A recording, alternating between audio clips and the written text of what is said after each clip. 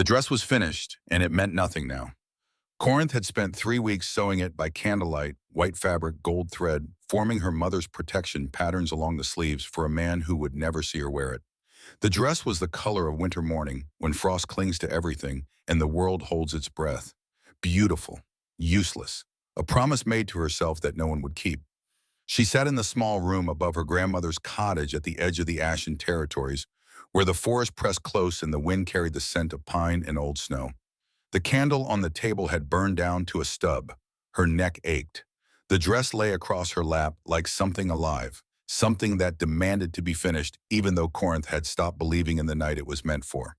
"You're pulling the thread too tight." Grandmother Elowen stood in the doorway, 70 years old and sharp as winter itself. She did not move the way old women were supposed to move in stories, slowly and carefully preserving themselves. She moved like someone who had survived enough to know that caution was overrated. "I know." Corinth did not look up. Her hands continued their work, needle through fabric, pull needle through fabric pull. The rhythm was the only thing keeping her steady. "Your mother used to do that, pull too tight when she was worried." Elowen crossed the room and sat in the chair beside the window, the one that had been her husband's before the fever took him before Corinth was born. Made her stitches last longer, but they were harder to undo if she made a mistake. "I'm not making a mistake." "Didn't say you were." The silence that followed was the comfortable kind, the kind that comes from living in close quarters with someone who knows when to speak and when to let quiet do its work. Outside, the night was deep and cold. Inside, the candle flame bent and straightened in some draft Corinth could not feel. Elowen watched her granddaughter sew. The girl had her mother's hands long-fingered and steady, good for delicate work. Good for healing, though Corinth did not know yet how good. She had her father's stubbornness, that border guard determination to finish what was started no matter how the wind turned. And she had something else, something older, that came from further back than either parent. "He'll be here in 2 days, Corinth said finally. Dorian sent word. "He'll escort us to Velmore Court himself." Generous of him. He promised. At midwinter assembly he'll announce it, in front of the 12 packs. Elowen said nothing. She had opinions about Dorian Greymont, but she had learned a long time ago that young people in love did not want opinions from old women who remembered what happened to the last 3 generations of young people in love. They wanted support. They wanted belief. They wanted permission to hope that this time would be different. Corinth set down her needle and held up the dress, checking the line of stitches in the candlelight. The gold thread caught the flame and glowed. For a moment, the dress looked like something magical, something that could transform the person wearing it. "It's beautiful," Elowen said. "It's finished." "That's not the same thing." Corinth folded the dress carefully, smoothing the fabric with hands that had learned gentleness from years of working with healer Sienna in the border village's only healing house. Hands that could clean wounds without causing pain, that could prepare poultices that drew infection, that could feel fever through skin and know whether it would break or build. Hands that she had recently discovered behaved strangely sometimes. A warmth that started in her palms and spread up her arms. She did not tell her grandmother about that. Not yet. There were some things that needed to be understood before they could be spoken, and Corinth did not understand the warmth. Elowen rose from the chair, joints creaking in the cold.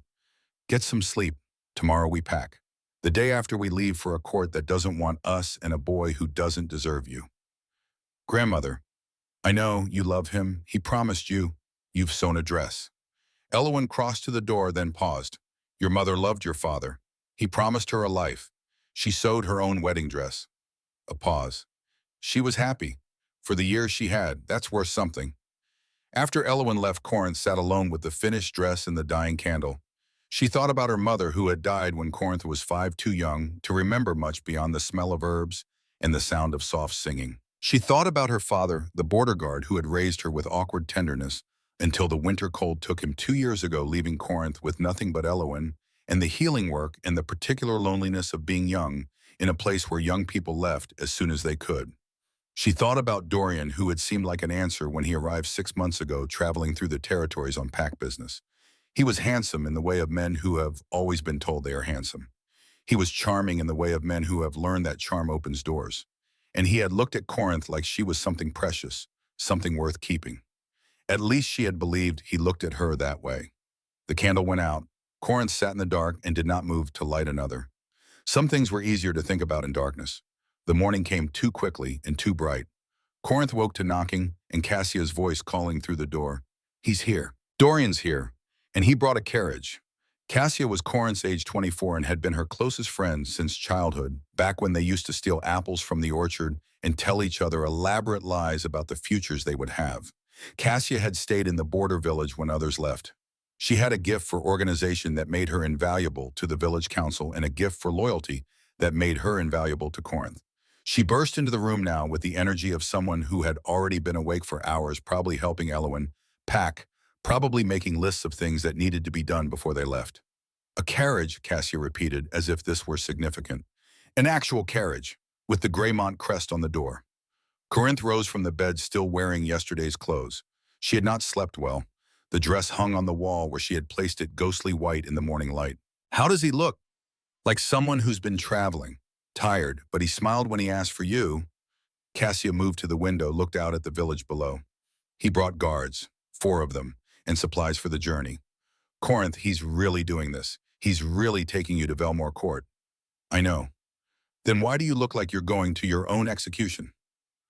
Corinth did not answer. She crossed to the wash basin, splashed cold water on her face, tried to wake the parts of herself that felt numb. When she looked in the small mirror above the basin, she saw what Cassia saw, a young woman with dark hair that needed brushing, eyes that needed sleep, and an expression that needed conviction. The dress is finished, Corinth said. I know, I saw it. It's beautiful. Mother's patterns, the gold thread, she would have loved it. Corinth turned from the mirror. Cassia, if I asked you a question, would you answer honestly? Always. Do you think I'm making a mistake? Cassia was quiet for a moment. Outside, they could hear the sounds of the village waking horses being prepared, Dorian's voice giving instructions to his guards. Normal sounds, ordinary sounds, the sounds of a life continuing while decisions were being made that might change everything. I think, Cassia said carefully, that you're doing what feels right, and that's all anyone can do. That's not an answer. It's the only answer I have. They went downstairs together. Elowen was already in the main room packing herbs and medicines into a traveling case with the methodical efficiency of someone who had done this before. She looked up when they entered. He's waiting outside, wants to see you before we leave. Elowen's tone was neutral, but her eyes said everything her voice did not.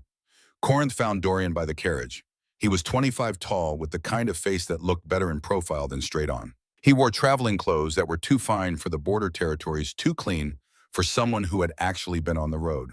When he saw Corinth, he smiled, and the smile was warm and easy, and exactly like the smile she remembered. Corinth. He crossed to her, took her hands. His hands were soft, she noticed. Not the hands of someone who worked, the hands of someone who had always had other people to work for him. The dress is finished, she said. I can't wait to see it. He squeezed her hands, a gesture meant to be reassuring. Everything is arranged. We'll arrive at Velmore Court 3 days before the assembly. You'll have time to rest to prepare. And then, he paused the pause of someone about to say something meaningful. And then everyone will know. No more hiding, no more waiting. Corinth noticed something then. His touch felt ordinary. Nothing more than skin on skin. She wondered when that had changed or if it had ever been different. Thank you, she said, because it was what he expected. I promised you. Dorian released her hands. I promised, and I keep my promises. The journey to Velmore Court was supposed to take 4 days. They made it in 3. Dorian was in a hurry, though he did not say why. They traveled from dawn to dusk, stopping only when the horses needed rest or when Elowen insisted on breaks in a tone that did not allow argument.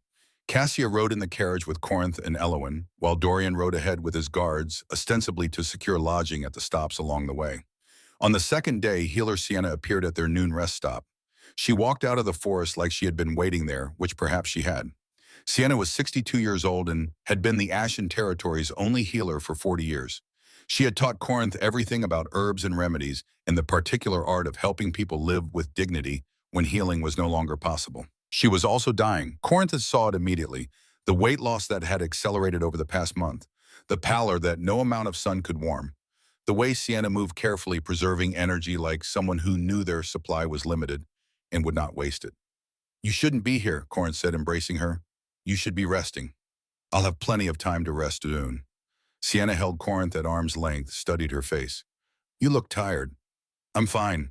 You're lying, but that's allowed before a big journey. Sienna glanced at the carriage at Elowen watching from the window. I came to give you something. She pulled a small leather journal from her bag, worn and stained with decades of use.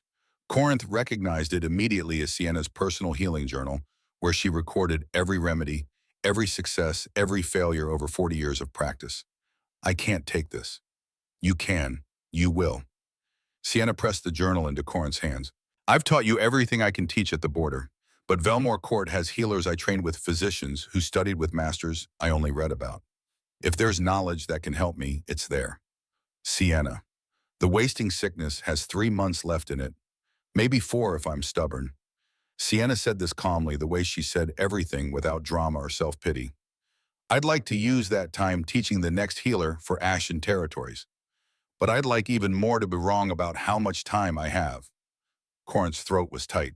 The court healers might know something we don't, might have seen this before, or they might confirm what I already know and you'll come home knowing you tried. Sienna smiled, and it was the saddest expression Corinth had ever seen on that weathered face. Either way you go, you learn, you come back and teach others. That's how healing works. That's how we survive. They held each other for a long moment. When Sienna pulled away, she looked past Corinth to where Dorian sat on his horse speaking with his guards. That's the boy, yes. He has a weak chin. Sienna, I'm old. I'm dying. I'm allowed to notice weak chins. Sienna touched Corinth's cheek, a gesture she had made 1,000 times when Corinth was learning, when she made mistakes, when she needed gentleness. Go to the court. Wear your mother's dress. Let the boy make his promises in front of everyone. And then trust your instincts. My instincts. You know what I mean. And Sienna walked back into the forest before Corinth could ask what she meant by that. That night, Corinth opened Sienna's journal. The pages were filled with cramped handwriting sketches of plants, notes about dosages and reactions in the specific ways different bodies responded to the same treatments.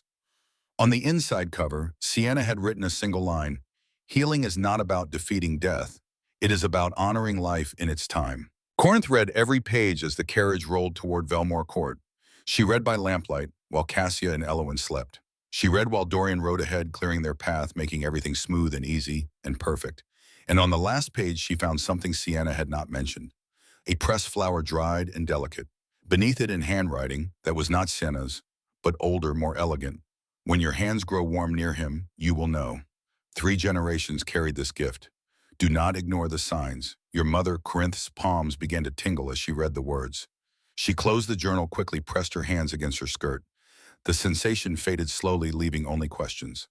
Velmore Court rose from the landscape like something that had always been there, like the mountains themselves had decided to take a different form. Black stone walls, towers that reached toward the sky as if trying to escape the earth. And everywhere the smell of power smoke and iron, and the particular scent that comes from too many predators gathered in one place. Corinth saw it from a distance first as their carriage crested the final hill. She saw the 12 banners flying from the ramparts, one for each of the great packs. She saw the iron gates standing open, guards in formal livery checking every arrival.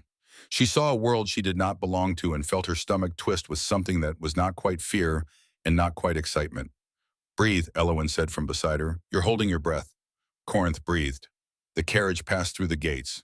Inside the courtyard was chaos made orderly, servants directing new arrivals to their quarters, stable hands managing dozens of horses, wolves in human form, moving with the careful awareness of predators who knew they were surrounded by other predators.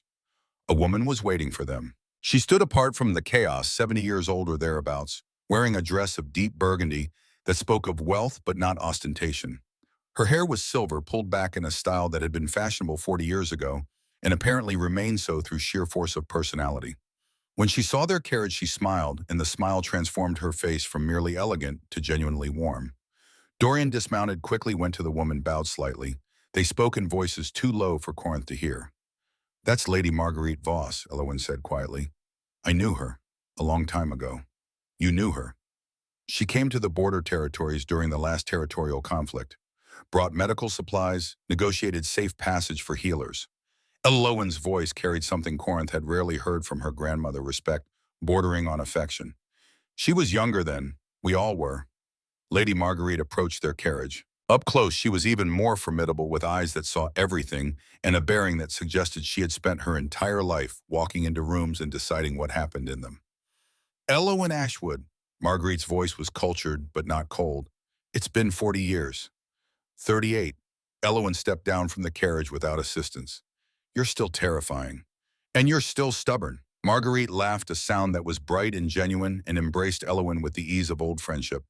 Then she turned to Corinth. And this must be the girl who has Dorian Greymont so agitated. Corinth, my lady. Just Marguerite. We don't stand on ceremony with Elowen's family.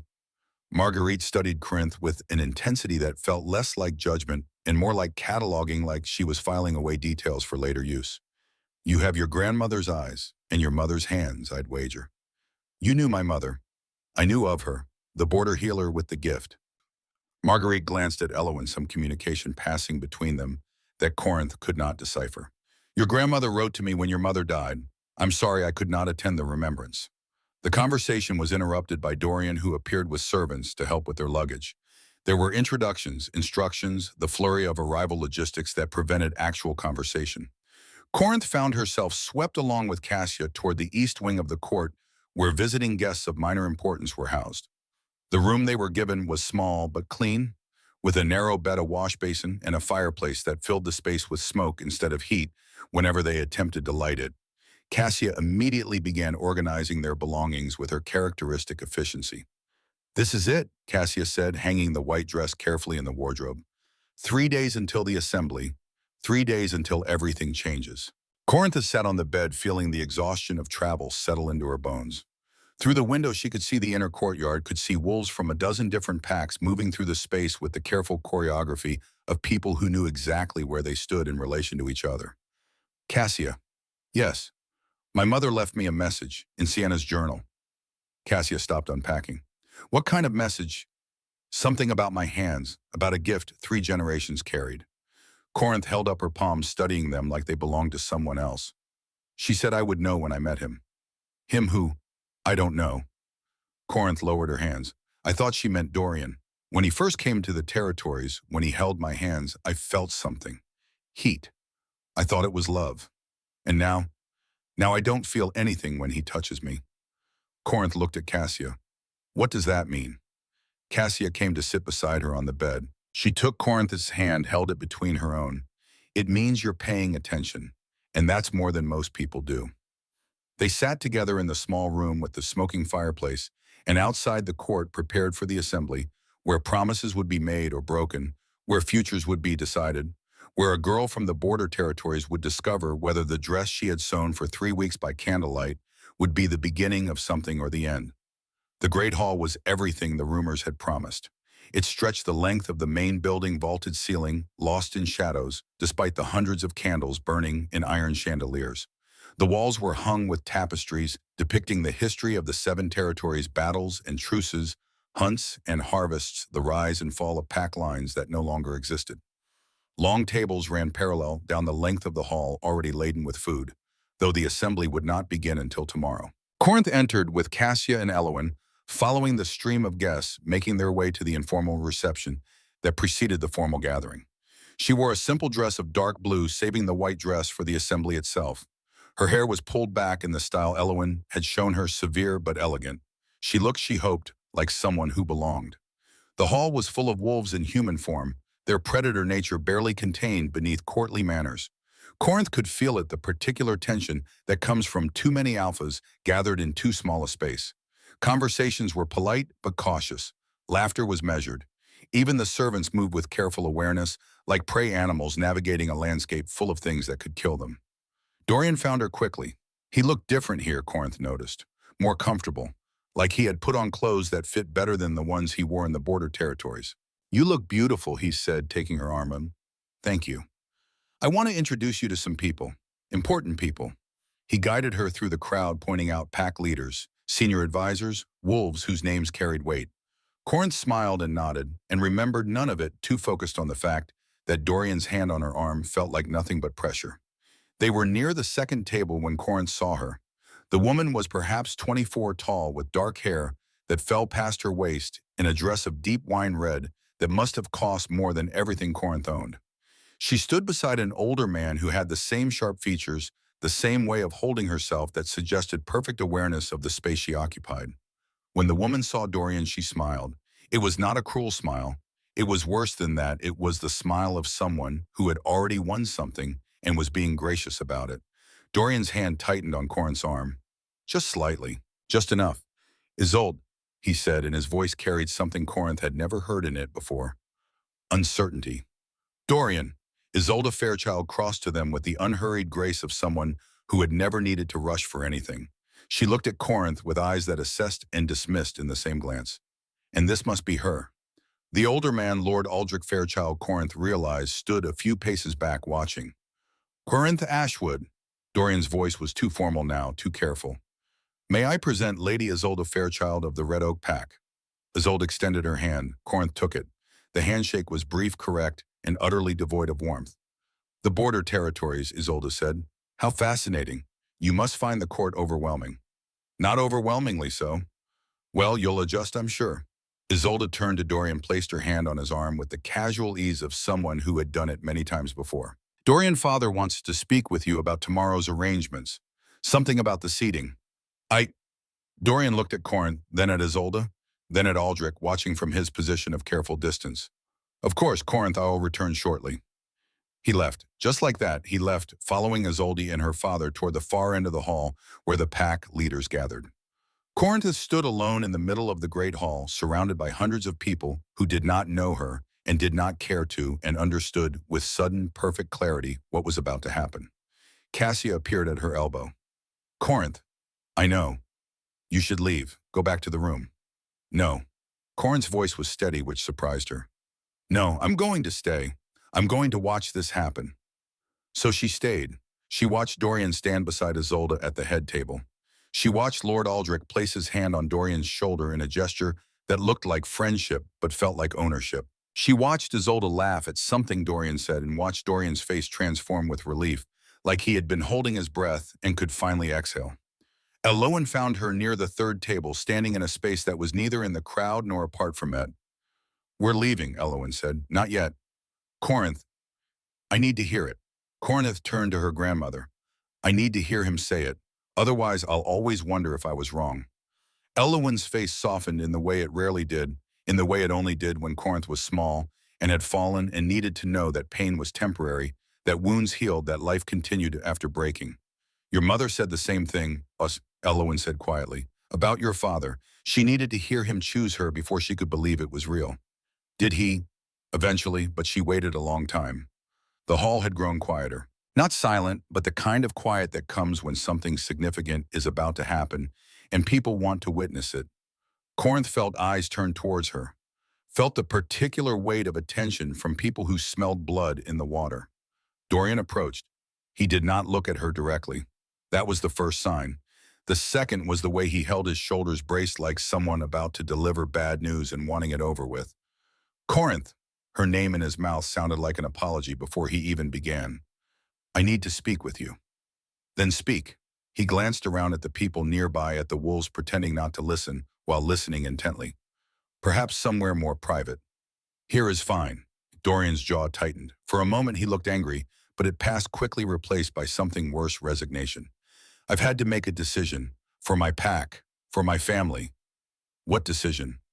The alliance with the Fairchild pack. It's important. The Eastern Territories are unstable, and my father needs... He stopped, started again. Isolde and I, the formal announcement will be tomorrow at the assembly. But I wanted to tell you first. I wanted you to hear it from me.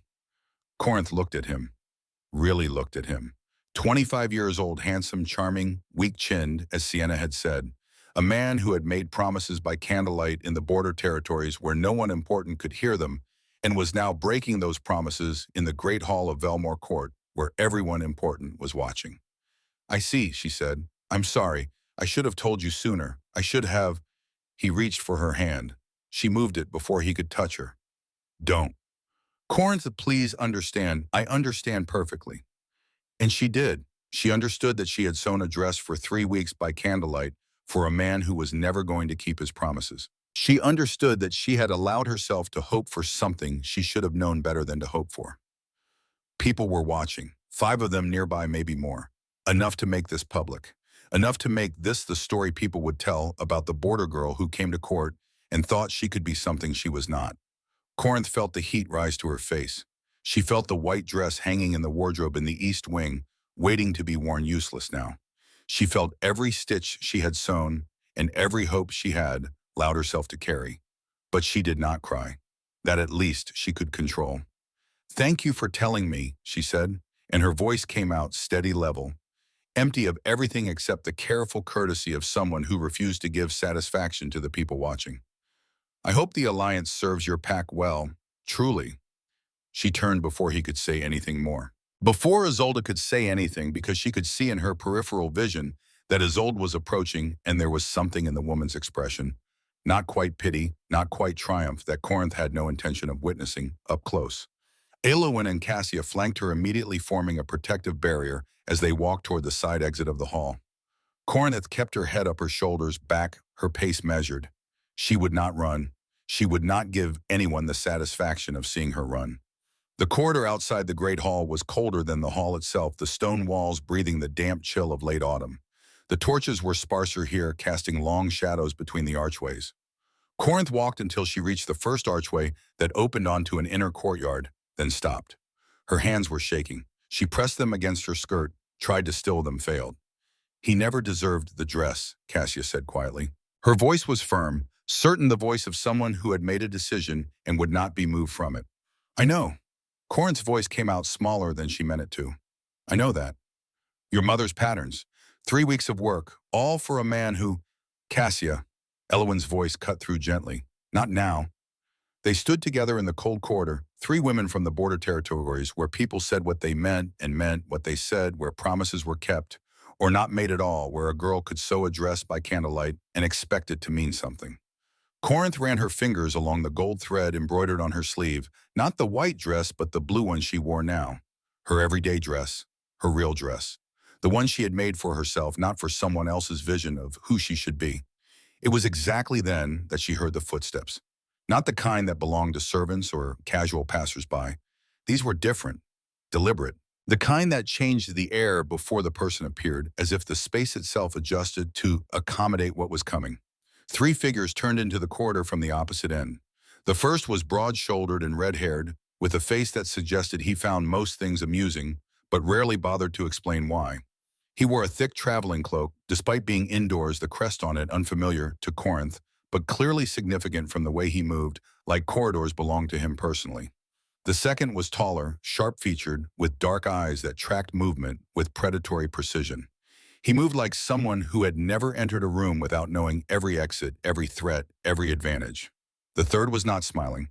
He was the tallest of the 3, with shoulders that filled his black cloak as if the fabric had been measured for every angle of his body.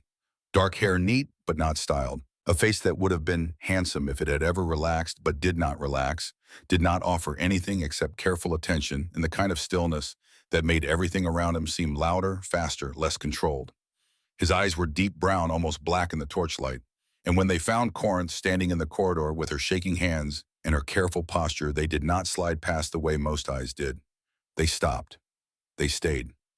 He looked at her the way someone looks when they recognize something they have been searching for without knowing they were searching. Corinth's hand stopped shaking.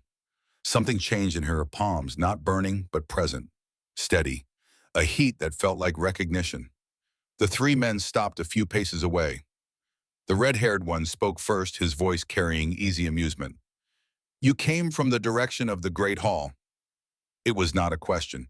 "And you're standing in a cold corridor away from the feast." That usually means one of 2 things. The sharp-featured one finished the thought, his tone polite, but edged with something that might have been interest or might have been calculation. It usually means someone did something stupid. Cassia drew a slow breath beside Corinth. Eowyn placed a hand on Corinth's arm, a steadying touch. The third man had not spoken, but his eyes had not left Corinth's face. He took 1 step forward ahead of his companions, and when he did, the air in the corridor did something strange.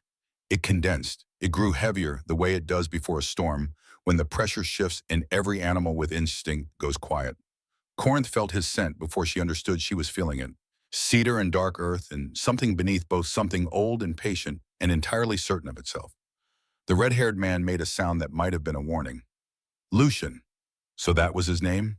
Lucian Thorn, the Alpha King. The ruler of Velmore and the 7 territories that answered to it. The man standing in a corridor looking at Corinth like he had been waiting for her. When he finally spoke, his voice was low, controlled. carrying the kind of weight that belonged to someone who had never needed to raise his voice to be obeyed. "Are you hurt?" The question surprised her. Not an introduction, not a pleasantry, just a simple, direct question that assumed she might need help and was offering it without fanfare. "No." Corinth's voice was steadier than it had been moments ago. "I'm not hurt." "Then why are you standing in a corridor instead of at the feast?" The red-haired man made another sound, this one definitely amused. The sharp-featured one looked at the ceiling with the serene expression of someone pretending he was somewhere else. Corinth raised her chin. She had been dismissed tonight publicly by a man who had promised her a future and delivered humiliation instead. She was tired, she was embarrassed, and she was standing in front of the Alpha King who apparently thought he had the right to question every woman he found in corridors. "Do you always stop to question women in hallways, or only when you're bored with the banquet?" The red-haired man let out a laugh, short and genuine. The sharp-featured one raised an eyebrow with an expression that clearly said interesting. Lucian did not smile, but something in his face changed, some small shift that suggested the answer had not been what he expected and was somehow exactly what he needed.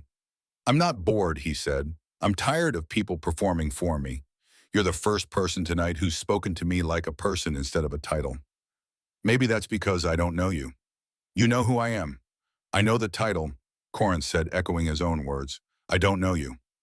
The corridor was very quiet. Even the torches seemed to burn more softly, as if unwilling to interrupt what was happening. Lucian took another step forward. He was close enough now that Corinth could see the details: the small scar above his left eyebrow, the silver threading through his dark hair at the temples, the way his hands remained still at his sides, not reaching, not demanding, just present. "What is your name?" he asked. Corinth felt the question land somewhere it had no business landing, in the center of her chest, where the embarrassment from the Great Hall was still sitting like an ember. "Corinth," she said. "Corinth Ashwood. Corinth from the border territories." Again, not a question. He knew, of course he knew, and Alpha King knew everything that happened in his court. "Corinth from nowhere in particular." Something moved across his face, then too quick to be named, but present enough to see. Not pity, not amusement, something closer to recognition. "I know every place in my territories," Lucian said, and there was something in those words that sounded less like arrogance and more like a man stating a simple fact. "And I can tell you that none of them would do you justice." The red-haired man stepped forward, breaking the strange tension in the corridor with the ease of someone who had done this before many times. "I'm Garrett Frost. This is Theo Sterling. And you've already met our king, who apparently forgets basic introductions when he's being dramatic." Theo Sterling inclined his head slightly toward Corinth, the gesture polite, but with an edge of assessment, like he was solving a puzzle and had just found an important piece. Lucian did not look away from Corinth. "The feast will continue for several more hours," he said, and the shift in his tone was subtle but present, formal edges returning, but softer than they had been, like a door being held open rather than closed. "You should not spend them in a corridor." "I was leaving." "I know." His eyes moved briefly to the blue dress she wore, to the way she held herself, shoulders back, chin up, every line of her body radiating dignity, despite what had just happened in the Great Hall. "But you don't have to." Corinth should have said no. She had a very clear list of reasons to say no. She had just been publicly rejected. She was exhausted. She was standing in front of the Alpha King, who had power she could not begin to comprehend, and who was looking at her in a way that made her palms tingle with that strange recognition. She said nothing for a long moment, and then she said 1 hour. Garrett straightened. Theo's expression shifted to something that might have been approval. Lucian held her gaze and nodded once, a small gesture that somehow felt like the most important agreement ever made in a cold corridor under sparse torchlight. Corinth Ashwood, 23 years old, daughter of border healers, seamstress of unworn dresses, turned and walked back toward the Great Hall with the Alpha King of Velmore slightly behind her, and to her left, Garrett and Theo forming a loose perimeter around them both. Behind her, Elowin and Cassia exchanged a glance. Elowin's face was unreadable. Cassia looked like she had just watched something impossible happen and was still deciding whether to believe it. The Great Hall looked different the second time Corinth entered it, or perhaps she was the one who was different. She walked through the crowd with Lucian behind her, and every head that turned was turning because they could feel what she had felt in the corridor, that particular shift in air pressure that followed Lucian Thorne wherever he went. Across the hall, she saw Dorian. He noticed. Of course he noticed. His eyes found her through the crowd, and the expression on his face was one she had not expected: confusion. Genuine confusion, as if the version of Corinth he had constructed in his mind did not include this particular possibility. Isolde was saying something to him. He was not listening. Corinth looked away. She did not need to see his face anymore. She did not need his validation or his regret or his belated understanding that he had made a mistake. She had 1 hour promised to a man whose presence made her hands warm and whose first question had been, "Are you hurt?" instead of "Who are you?" That was enough. That was Corinth was beginning to understand more than enough. The hour became 3. Corinth had not intended to stay that long. She had meant what she said 1 hour, and then she would return to the cold room in the East Wing with the smoking fireplace with Cassia and her quiet observations with the white dress hanging in the wardrobe, like a ghost of something that had never been real. But Lucian did not speak the way most men spoke. He did not fill silence with his own voice. He asked questions and then listened to the answers with the complete attention of someone who asked because he genuinely wanted to know, not because conversation was expected or useful or a means to some other end. They sat at a table near the back of the great hall, not at the head where he belonged, where the pack leaders gathered in their careful hierarchies. Garrett and Theo positioned themselves nearby, close enough to intervene if needed, far enough to allow privacy. Around them, the feast continued, wolves from 12 territories eating and drinking and performing the elaborate dance of pack politics that Corinth was only beginning to understand. Lucian asked about the border territories, not in the way people usually asked, with polite disinterest or thinly veiled condescension. He asked specific questions. About the forest and the edge of the Ashen Lands, about the healing work Corinth did with Sienna, about the particular challenges of living in a place where resources were scarce and winter was long and help was days away when it came at all. Corinth found herself talking in a way she rarely talked. About her father, the border guard, who had taught her that duty was not the same as sacrifice, that protecting something meant understanding what you were protecting and why it mattered.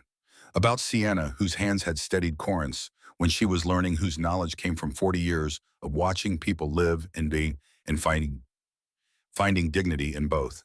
About the way morning looked at the border when mist rose from the forest floor and everything was gray and silver and very still, and you could hear your own heartbeat in the silence.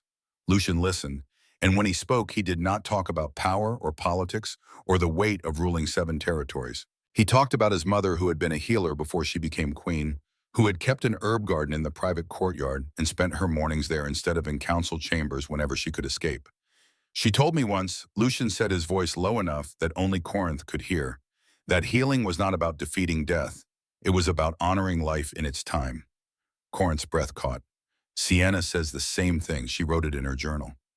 Your teacher studied with my mother, before my mother married my father, when she was still just a healer traveling between territories. Lucian's eyes moved to Corinth's hands, which rested on the table between them. If Sienna taught you, you carry my mother's knowledge, whether you know it or not. I'm not trained, not really. I just learned what I could. That's more than most people with formal training ever achieve. He said it simply, without flattery, as if stating a fact. Knowledge without practice is just theory. You have practice. That makes you valuable. The word hung between them. Valuable. Not pretty, not useful, not convenient. Valuable. Corinth looked at Lucian Thorne, really looked at him.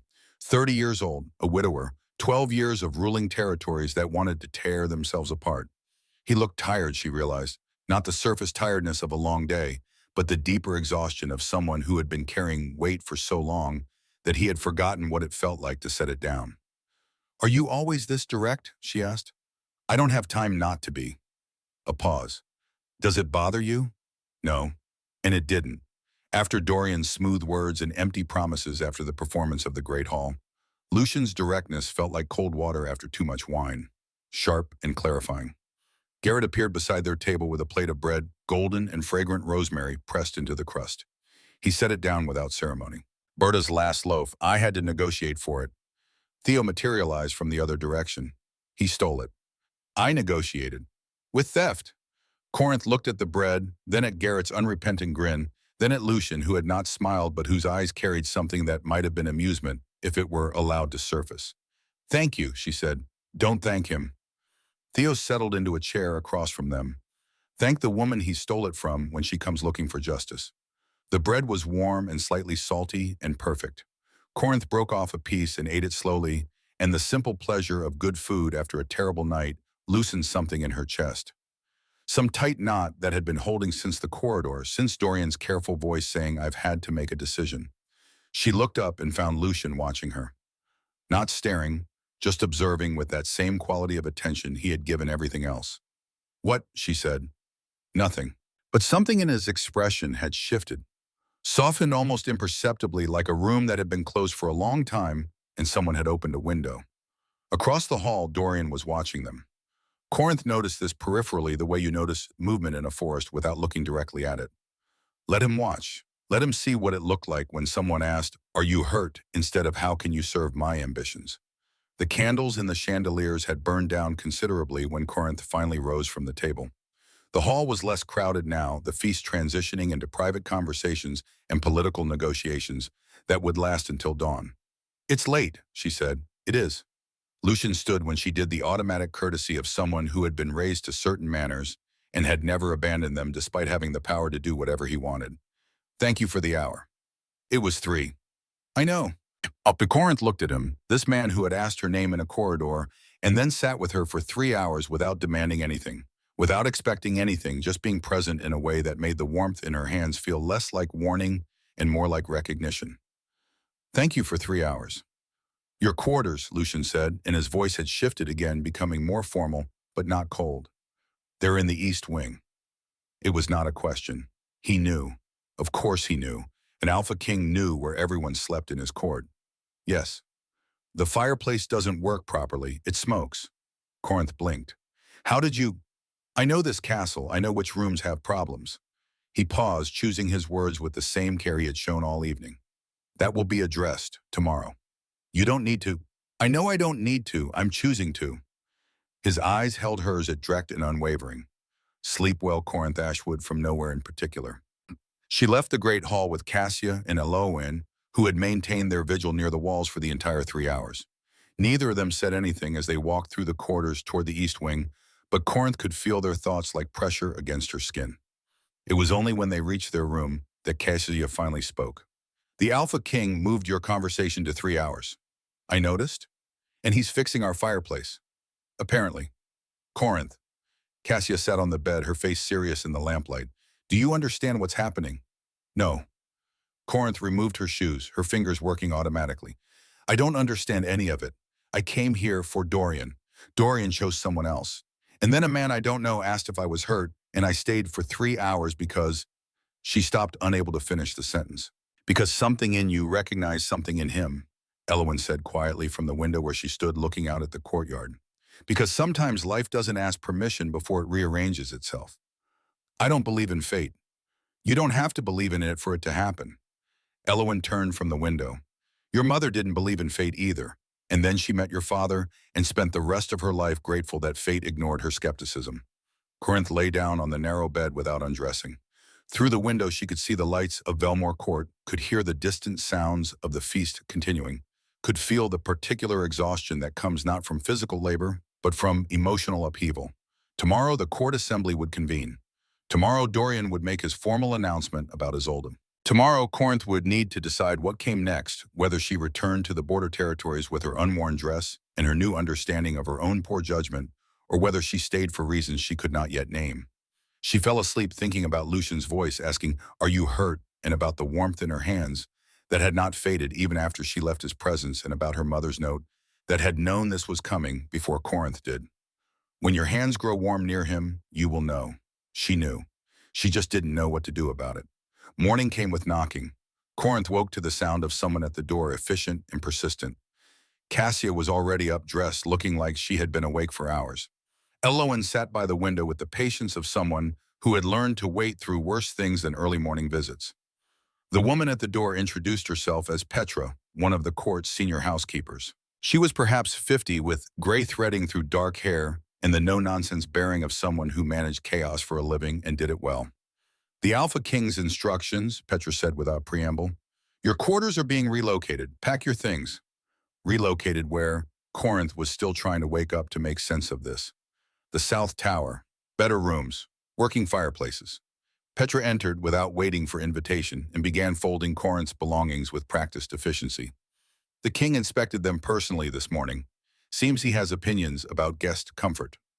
Cassia caught Corinth's eye. See, her expression said, "This is happening."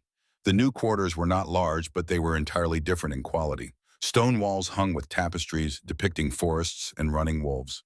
A fireplace that radiated actual heat instead of smoke. A window seat with cushions that looked out over the inner courtyard where morning light turned frost into silver. Corinth stood in the middle of the room and tried to understand what this meant. Alpha Kings did not personally relocate minor guests. They did not inspect rooms for working fireplaces. They did not. He looked at you for 3 hours, Cassia said quietly, reading Corinth's thoughts as she always did. And now he's moved your room. This is not subtle. This is not anything. But even as Corinth said it, she knew it was a lie. This was something. She just didn't know what kind of something or whether she was prepared for whatever came next. A messenger arrived before noon. The court assembly would convene at midday in the Great Hall. All PAC representatives were required to attend. Guests were welcome to observe from the gallery. Corinth wore the blue dress again. The white dress stayed in the wardrobe unworn, unnecessary. She was not going to the assembly as Dorian's promised one. She was going as herself, Corinth Ashwood Healer's apprentice, border girl woman, whose hands had warmed in the presence of the Alpha King.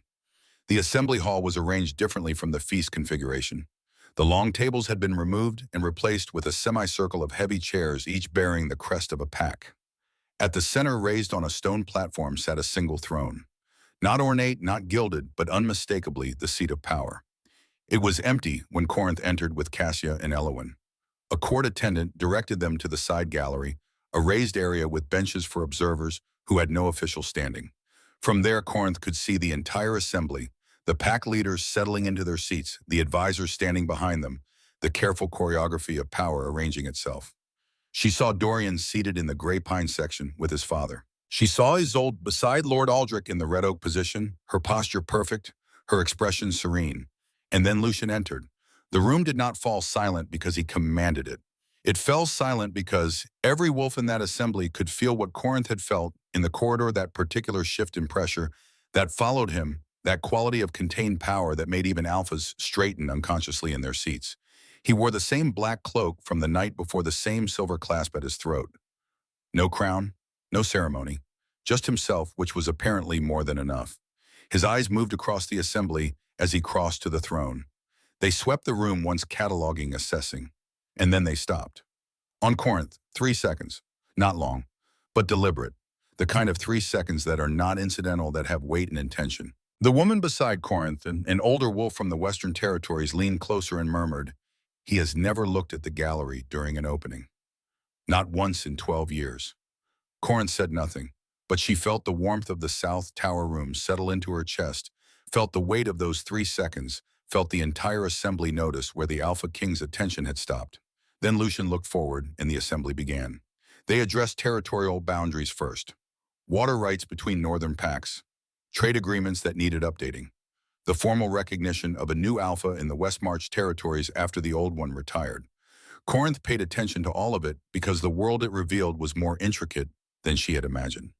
More human in its concerns, disputes over resources, concerns about safety, the constant negotiation between packs that had centuries of history and grudges and alliances. She was still watching when Lord Aldrich Fairchild rose from his seat.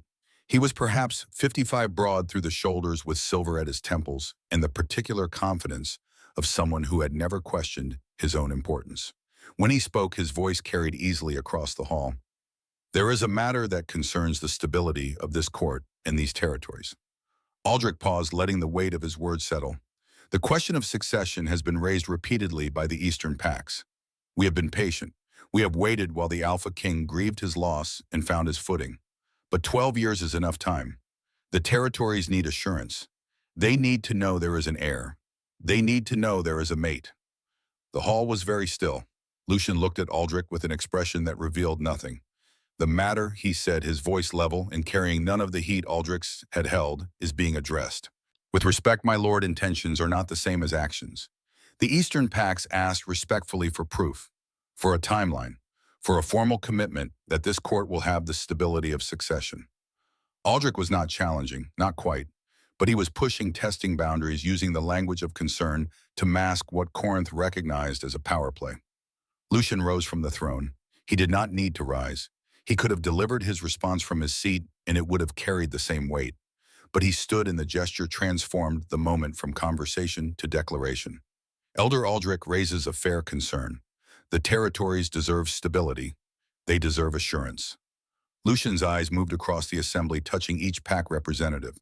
But they also deserve a leader who makes decisions with wisdom, not haste, who chooses a mate for the right reasons, not political pressure. Of course, my lord, but I am not finished. Lucian's voice did not rise. It did not need to. The authority in those 4 words was absolute. Aldrich sat down. The matter of succession is indeed being addressed, Lucian continued, but it will be addressed in a way that honors both tradition and fairness, because some in this assembly may question whether a woman from outside the established pack, lines a woman without title or territory, could be worthy of consideration. His eyes moved deliberately back to Corinth in the gallery. I propose a trial period, a formal testing witnessed by this council that will demonstrate capability and worth beyond bloodline. The assembly erupted, not into chaos but into the controlled tumult of political bodies when something unexpected happens. Pack leaders leaned toward their advisors. Voices rose in urgent conversation. Aldrich stood again. What kind of testing? Tests of her choosing. Lucian's eyes were still on Corinth, and in them she saw something she had not expected: apology. He was doing this publicly without asking her first, and he knew it was wrong even as he did it.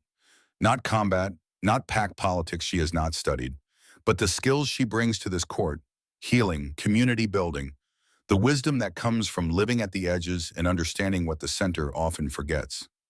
And if she fails these tests, then the council may proceed with its recommendations for my mate. But if she succeeds, Lucian turned back to face the assembly, then bloodline objections will be set aside, and the territories will accept what I have already decided. Corinth's hands were gripping the bench beneath her. Cassia's hand found hers squeezed hard. Elowyn sat perfectly still, her face unreadable. The council voted. It took less time than it should have. 6 packs in favor, 1 opposed Aldrich. The tests were approved. 3 tests, 60 days total. The terms would be formalized by tomorrow.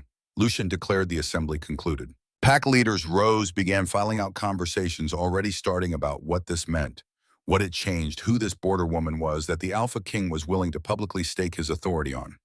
Corinth sat in the gallery and tried to breathe. She had come to Velmore Court expecting to be publicly announced as Dorian's chosen. Instead, she had been publicly rejected by Dorian and publicly claimed in a way by the Alpha King. And now she had 60 days to prove something she did not fully understand to people who had no reason to want her to succeed. We should go, Cassia said quietly, but before they could move, a court attendant appeared. The Alpha King requests your presence. Private council chamber, immediately. The private council chamber was smaller than Corinth expected, more study than throne room.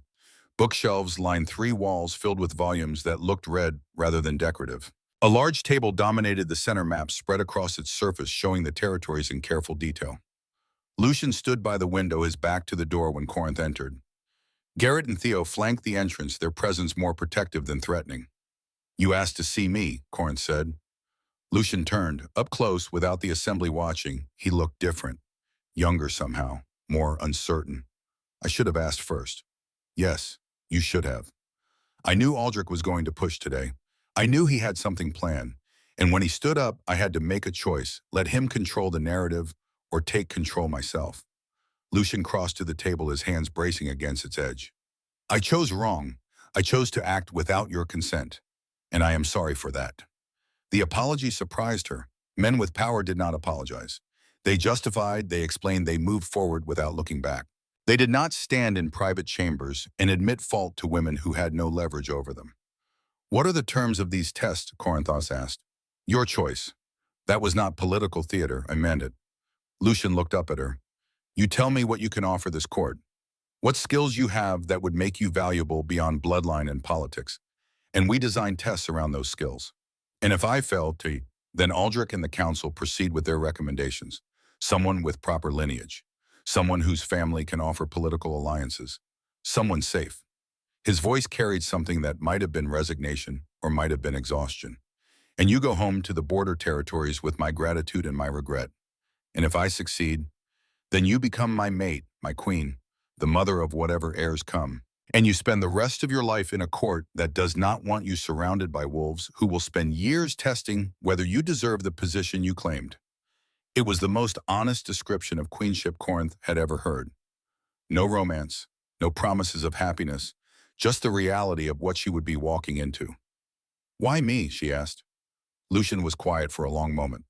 Outside the window, the courtyard was busy with the aftermath of the assembly pack leaders, departing guards changing shifts, servants moving between buildings. "Because when I saw you in that corridor," he said finally, "you were standing with your shoulders back and your voice steady, despite having just been humiliated in the Great Hall. Because you spoke to me like a person instead of a title. Because," he stopped, started again. "Because I have sat in that throne room for 12 years watching powerful wolves fold under pressure, compromise their principles for advantage, perform strength while being fundamentally weak. And you, with nothing but your dignity and your honest anger, had more steel in you than any of them." Corinth looked at him, really looked at him. This man who ruled 7 territories and could not find anyone strong enough to stand beside him, who had lost his wife and child and had sealed himself away rather than risk that kind of pain again, who was now offering her a throne and a target on her back and absolutely no guarantees except that he would be honest about how difficult it would be. "I'm a healer," she said. "I know. Not a politician, not a warrior, a healer. I know plants and remedies and how to sit with people while they die because I can't save them." "Then those are your tests." Lucian straightened. "Prove that healing matters, that community matters, that there are forms of strength beyond violence and political maneuvering. The council will never accept that." "Then make them accept it." His eyes held hers. "You have 60 days. Use them." Corinth turned toward the door, then stopped. "Why are you really doing this? The truth." Lucian moved closer, not touching her, just standing near enough that she could feel his presence the way she had in the corridor. "Because the first test I failed was asking your permission before acting. The second test, the one I'm taking now, is whether I can build something with someone instead of for someone. I've been making decisions alone for 12 years. I'm tired of it. And when you walked into that corridor last night, I felt something I haven't felt in a long time." "What?" "Hope." The word was quiet, almost reluctant, like he was admitting something dangerous. "I felt hope that maybe I wasn't going to be alone forever." Corinth felt the warmth settle into her palms again, not burning, just steady, present. "I need to think," she said. "Take the time you need. And I need to go home, to the border territories, before I decide anything." Lucian nodded. "Whatever you need." Corinth left the council chamber with her head spinning and the absolute certainty that her life had just changed in ways she could not yet comprehend. Behind her, she heard Garrett's voice, low and amused. "You're playing with fire, brother." And Lucian's response, quiet but certain, "I've been cold for 12 years." They left for the border territories at dawn. Not just Corinth and Cassia and Alowan, but also Garrett, who insisted he was under orders to ensure safe passage, and Lady Marguerite, who appeared at the gates dressed for travel and announced that she was not asking permission, she was simply coming. The journey took 3 days. Marguerite and Elowen sat together in the carriage, 2 women in their 70s who had not seen each other in 40 years, rebuilding a friendship that had survived distance and time. Corinth listened to them talk about the old border conflicts, about the healing work they had both done, about the losses they had witnessed, and the small victories that made the losses bearable. "Your granddaughter has the gift," Marguerite said at one point. "I know." Elowen's voice was proud. "Her mother had it too. 3 generations. Stronger each time. The recognition in her hands. You noticed." "I notice everything." Marguerite looked at Corinth. "When did it start?" Corinth had not planned to talk about this, but these were women who understood things beyond logic, who had lived long enough to know that some truths could not be explained, only experienced. 3 months ago, when Dorian first came to the territories, I thought it was love." She paused. "It wasn't. And now it happens when I'm near the Alpha King, and it doesn't stop." The 2 older women exchanged a look. Elowen spoke first. "Your mother wrote you a note about the gift." "I found it in Sienna's journal. She wrote me a letter too, before she died." Elowen's voice carried the weight of old grief long carried. "She said the gift skips some generations, strengthens in others. She said when you found him, whoever he was, you would know because your healer magic would recognize his need before your heart did." "What need?" "The need to be healed." Marguerite's voice was gentle. "Lucian has been wounded. Not his body, his spirit. He has ruled well, but he has ruled alone, and loneliness is its own kind of wound." They arrived at the border village to find it preparing for something worse than loneliness. Sienna's illness had accelerated. She lay in her bed in the healing house, thin and pale, struggling to breathe. The village healer, who had replaced her temporarily, a young man named Carrick, stood helplessly beside the bed. "I've tried everything in her journals," Carrick said when Corinth entered. "Nothing helps. The wasting just continues." Corinth knelt beside Sienna's bed. The older woman's eyes opened, focused slowly. "You came back." "Of course I came back." Corinth took Sienna's hand. It was cold, so cold. "I'm going to heal you. Border healers can't cure wasting sickness. You know that." "Then I'll find someone who can." Sienna managed a small smile. "That's my girl. Stubborn to the end." The next 7 days were a blur. Corinth worked through her mother's old journals, through Sienna's 40 years of notes, through every text and scroll the border territories had. She consulted with Carrick, with the village elder, who remembered old remedies, with Elowen and Marguerite, who had seen variations of wasting sickness before. Nothing worked. On the 8th day, Marguerite made a suggestion. "There's an herb that grows in Velmore Court's royal gardens. Moon petal. It only blooms in court soil, something about the minerals. My friend Lucian's mother, she used it in her most complex healing rituals." "Can you get it?" Corinth asked. "I can do better. I can show you how to use it." Marguerite pulled out a small journal of her own, decades old. "But it requires a ritual, old magic, 3 generations of healer blood working together." Elowen understood first. Corinth's mother is dead, but she left something behind, something that carries her essence. Marguerite looked at Corinth. "The wedding dress fabric. You used it for your white dress." The ritual took place on the 15th day. In Sienna's room, with candles burning, and the village gathered outside in silent witness. 3 generations present, Elowen alive and strong. Corinth's mother present in spirit through the white dress fabric that Corinth had finally unpacked, had finally found a use for. And Corinth herself, 23 years old, with hands that grew warm when healing was needed. The moon petal brought by Garrett, who had ridden hard for 2 days to retrieve it from the court gardens, glowed softly in the candlelight. Marguerite spoke the old words, the ones passed down through healer lines, the ones that belonged to a time before pacts and territories and political courts. Corinth's hands grew hot, not uncomfortable but intense, like touching something holy. She placed them over Sienna's heart, over her lungs, over the places where the wasting had taken deepest root. The heat flowed from her hands into Sienna's body. She could feel it, feel the magic moving, seeking, finding the illness, and burning it away like frost under sun. Elowen's hands covered Corinth's, adding her strength, her years, her wisdom. The white dress fabric laid across Sienna's chest glowed with the same soft light as the moon petal. Her mother's essence present in helping, completing the circle of 3 generations. Time stopped having meaning. The ritual could have lasted minutes or hours. Corinth only knew that when it ended, when the light faded and her hands cooled, Sienna was breathing easier. It took 4 more days for the full effect to manifest. But on the 19th day since they arrived, Sienna sat up in bed, asked for food, and told Corinth to stop hovering because she was perfectly fine and there was work to be done. The village celebrated that night. Not loudly, border folk did not celebrate loudly. But there was music and food, in the particular warmth of a community that had nearly lost something precious and had gotten it back against all odds. Corinth had sat outside the healing house with Elowen and Marguerite, 3 generations of healers in their own way, watching the celebration. "You'll pass the first test," Marguerite said. "The council asked for proof of healing skill. You just cured something considered incurable. With help." Corinth gestured to the 2 older women. "I couldn't have done it alone." "That's the point," Elowen's voice was firm. "Healing isn't about individual power. It's about community, about generations working together, about using every resource you have, including the ones that came before you. Will the council understand that?" "They will if you explain it correctly." Marguerite stood, joints creaking. "Come. We return to Velmore tomorrow. You have 40 more days and 2 more tests. And I suspect Lord Aldrich is not going to make the next ones as straightforward as this one." They left the border territories on the 21st day. Sienna stood at the edge of the village to see them off, stronger than she had been in months, planning to train the next generation of healers with the time she had been given. "You gave me something," Sienna said to Corinth before they departed. "Not just more time. The knowledge that what I've learned won't die with me. That's worth more than years." Corinth embraced her teacher, this woman who had shown her how to heal bodies and how to sit with death when bodies could not be healed.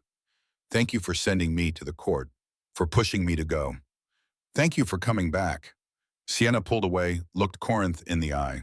"Now go be a queen and teach them that healing matters more than conquest." The return journey was faster. They pushed hard, arriving at Velmore Court on the 28th day of the 60 allowed. Word of Sienna's healing had traveled ahead of them. Border folk talked to travelers. Travelers talked at inns. And by the time Corinth rode through the gates, half the court knew what had happened. The other half learned it at the assembly 3 days later, when Marguerite presented testimony, when Garrett verified the healing with his own witness account, when Corinth explained the ritual and the 3 generations in the moon petal that only grew in court soil. Border magic and court magic working together, Corinth said to the assembled council. That's what healed Sienna, not one or the other. Both. Aldrich listened to all of it with an unreadable expression. When it came time to vote on whether the first test had been passed, he voted yes. But his eyes held something that made Corinth's hands tingle with warning instead of healing magic. 2 tests remain, Aldrich said after the vote concluded, and I confess I am eager to see what comes next. That night, Corinth stood in the South Tower room, the one Lucian had moved her to, the one with the working fireplace and the window that looked over the courtyard. Cassia had fallen asleep reading in the chair by the fire. Elowen had gone to have dinner with Marguerite, 2 old women savoring their renewed friendship. Corinth was alone when the knock came. She opened the door to find Isolde Fairchild standing in the corridor. "May I come in?" Isolde asked. They sat by the fire, 2 women who had never chosen to be enemies, but had been positioned as such by circumstances and men's decisions. Isolde looked different outside the formal court settings, younger, more uncertain. "My father is planning something," Isolde said without preamble. "For your second test?" "What kind of something?" "I don't know the details. He doesn't tell me everything anymore, not since I saw what he did to Dorian forcing that alliance." Isolde's hands twisted in her lap. "But I know it involves the Eastern Pax, and I know he believes you'll fail it." "Why are you telling me this?" Isolde looked up and her eyes were tired. "Because I've watched my father manipulate people my entire life. I've watched him use contracts and leverage and fear to control everything around him. And I'm tired of it. I'm tired of being his tool. So help me. I am helping you. I'm warning you." Isolde stood. "The second test is about building community. Yes, proving you can unite the territories. That's what the council proposed. Then be prepared for resistance. Organized resistance. My father will make sure of it." Isolde moved toward the door, then paused. "I hope you succeed, truly, because if you do, maybe the rest of us can stop pretending we have no choices." After Isolde left, Corinth sat by the fire and tried to understand what was happening. The first test had been about healing one person. The second test apparently would be about healing divisions between territories. And Aldrich Fairchild was going to do everything in his power to make sure those divisions stayed open. Somewhere in the castle, Lucian Thorne was likely working late in his study, managing the endless demands of 7 territories, carrying the weight alone as he had for 12 years. Corinth thought about 3 generations of women working together to heal Sienna, about border magic and court magic uniting, about the possibility that maybe strength did not have to mean standing alone. Tomorrow the second test would begin, and whatever Aldrich had planned, whatever resistance waited, Corinth would face it the same way she had faced everything else, with her shoulders back and the growing certainty that some things were worth fighting for, even when the odds seemed impossible. Especially then. The second test began on the 32nd day. The council convened in the morning, formal and proper, with all 12 pack representatives present. Aldrich stood to present the terms, and Corinth noticed the way he smiled as he spoke, not cruel but confident. The smile of someone holding cards no one else could see.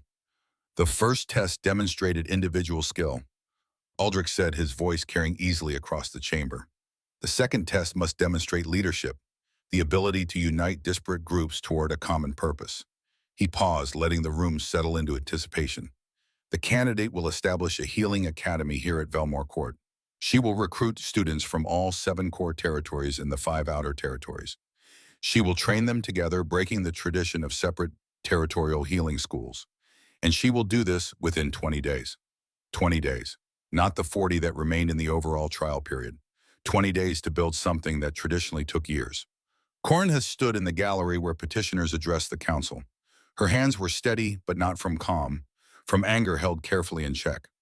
"With respect, Elder Aldrich, the timeline is generous." Aldrich's smile widened slightly. "Unless the candidate believes she cannot accomplish what she claims to value. Community, unity, healing across borders." He turned to face the council. "If she fails to recruit sufficient students, or if the academy fails to function, the second test is failed. The terms are clear." The council voted, 6 in favor, One abstention, surprisingly from the Western Pac representative who had been quiet throughout the proceedings. Aldrich's motion passed. Corinth left the chamber with Cassia and went directly to the South Tower room where Elowen was waiting. 20 days, Cassia said, pacing, to build an academy, to recruit from 12 territories, to overcome centuries of tradition about separate training. He set it up, so I'll fail, Corinth said quietly. The territorial healers won't send students. They'll see it as court interference, as losing control of their own training programs. Elowen sat by the window, her weathered hands folded in her lap. So you don't ask the territorial healers. What? You don't ask the ones in power, you ask the ones who want to learn. Elowen's eyes were sharp. Who has the most to gain from better training? The established healers who already have their positions, or the young ones who can't get training because the spots are limited and political? Corinth understood. We recruit the ones they won't teach. And you teach them anyway. Elowen stood moved to the small writing desk in the corner. Marguerite and I can reach out to the border territories. We know people, old connections, the ones who remember when healing was about helping people instead of maintaining hierarchies. What about facilities? The council denied me space in the main healing ward. Then use what you have. Cassia had stopped pacing, her organizational mind clearly working. The South Courtyard. The old stable building that's not being used. The grounds between the East Wing and the gardens. That's not proper facilities. No, but it's start, and starting matters more than perfect. That afternoon, Corinth walked the grounds with Cassia and Garrett, who had appeared without being asked and seemed determined to help whether or not his king had ordered it.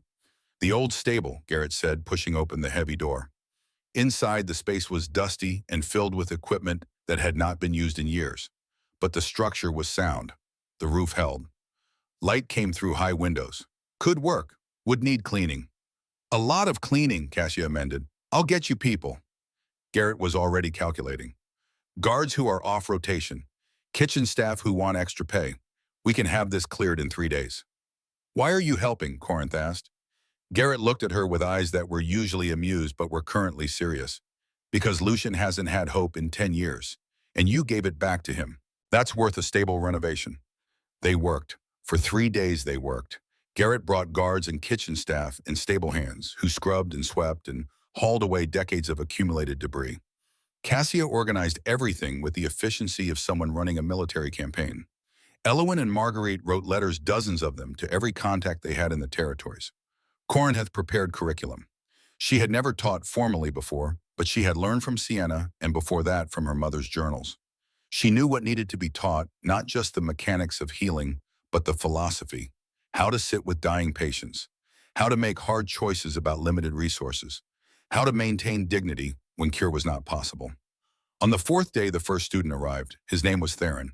He was 67 years old from the Eastern Territories, and he had been training healers for 40 years using methods he had learned as a young man. He walked into the renovated stable with the careful bearing of someone whose joints hurt, but whose mind was still sharp.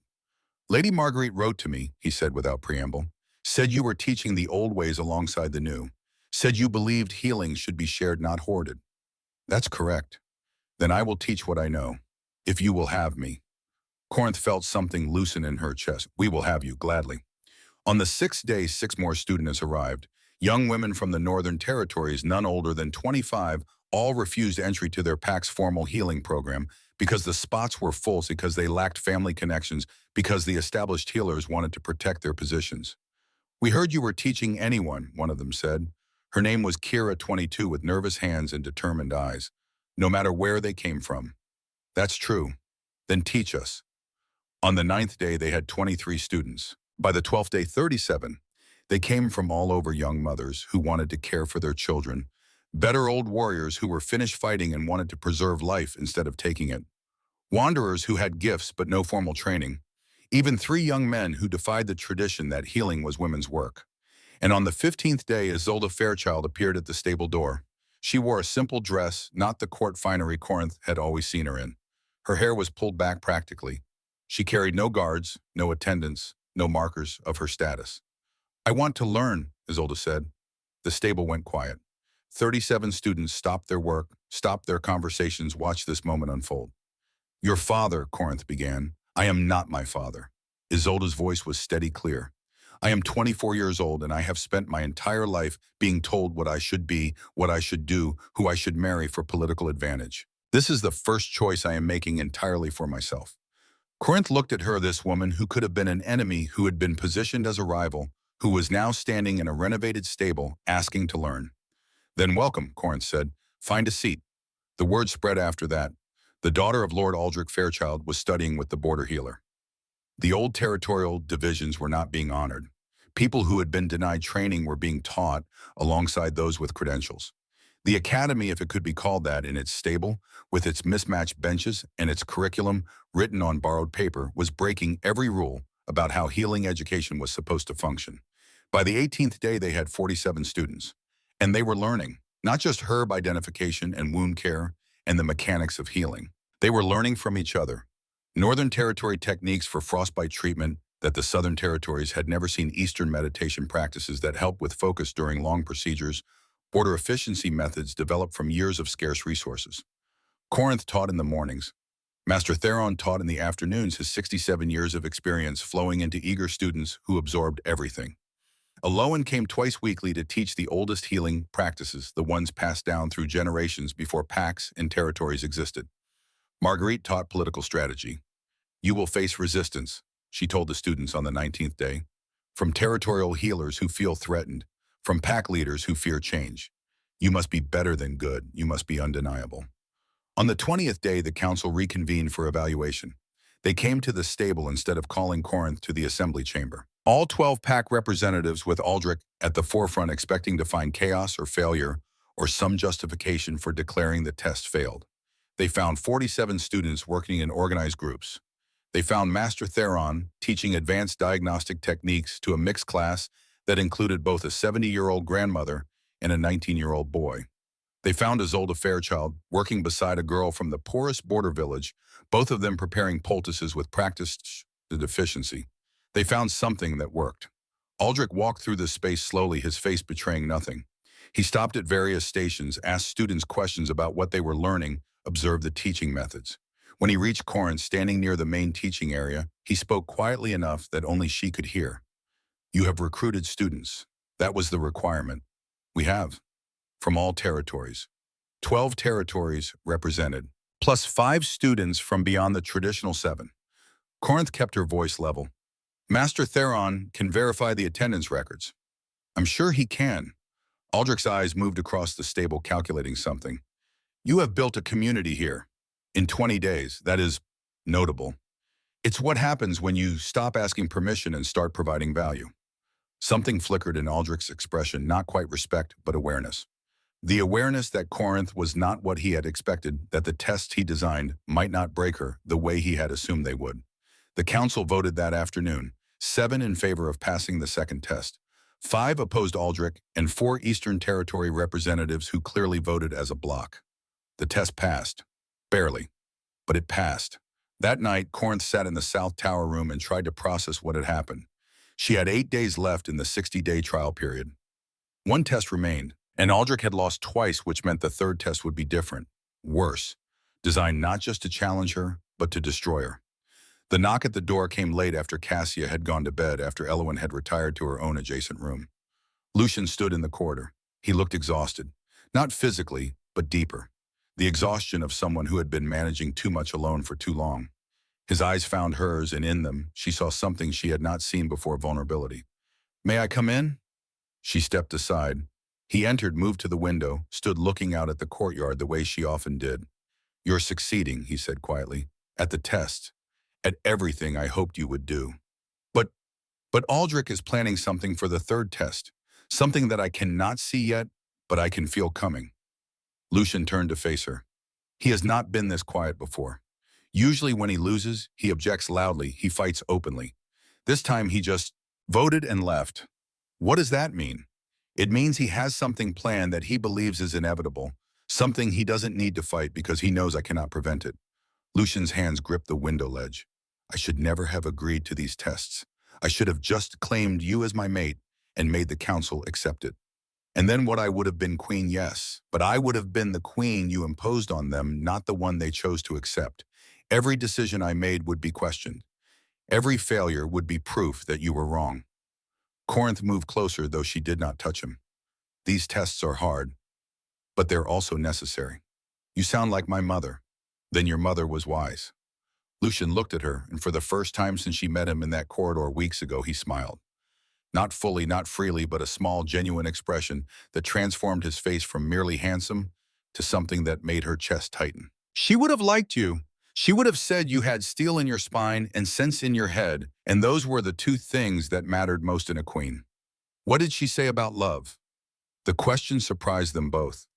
Corinth had not meant to ask it, but it was there now, hanging in the air between them, unavoidable. Lucian was quiet for a long moment. When he spoke, his voice was softer than she had ever heard it. She said love was what you built, not what you found. That the butterflies and lightning of first attraction were temporary, but the decision to keep choosing someone that lasted, that endured. Did you love your wife? I did. He said it without hesitation, without guilt. Not at first. Our marriage was arranged political. But over the years, we built something real. And when she died, he started again. When she died, I lost not just her, but the possibility of that kind of partnership. I told myself I would never attempt it again. What changed? You asked me if I was always direct. I said I didn't have time not to be. Lucian's eyes held hers. The truth is, I've been direct since Natalia died because I stopped believing in things that required gentleness, hope, trust, the vulnerability of letting someone matter. And now I'm standing in your room at midnight, telling you things I have not told anyone in 10 years, and discovering that vulnerability might not be weakness after all. Corinth felt the warmth settle into her palms again, not burning, just steady, present, real. The third test begins soon, she said. Whatever Aldrich has planned, we'll face it. We. Lucian repeated the word like he was testing its weight. I have been using I for a decade. We is different. Is it good different or bad different? I don't know yet, but his smile returned small and genuine. Ask me again after you pass the third test. He left shortly after, and Corinth stood alone in the room with the growing understanding that she had entered this court expecting to be humiliated, had discovered she was stronger than she believed, and was now standing on the edge of something that terrified and thrilled her in equal measure.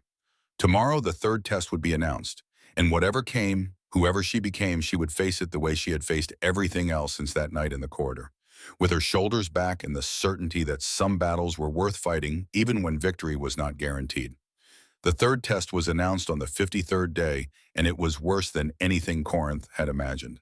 The council convened in full assembly. Aldrich stood to present the terms, and this time there was no smile, just cold calculation. The final test, he said, is not of skill or community building. It is of leadership, of moral judgment, of the ability to make impossible choices that a queen must face. He gestured, and 3 people were brought forward into the council chamber. The first was a child, 8 years old, a girl from the poorest of the Northern Territories. She was pale, thin, barely able to stand. Beside her stood her mother, holding her upright. Wasting fever, Aldrich said. Treatable, but the medicine is expensive. More expensive than her family could afford in 3 lifetimes. The second was an older man, perhaps 65, with a wound across his chest that had been bandaged, but was clearly serious. Corinth recognized him, Aldrich's older brother, Matthias Fairchild, a retired warrior. Hunting accident, Aldrich continued. The wound will turn septic without immediate surgery, complex, requiring a skilled healer's full attention for days.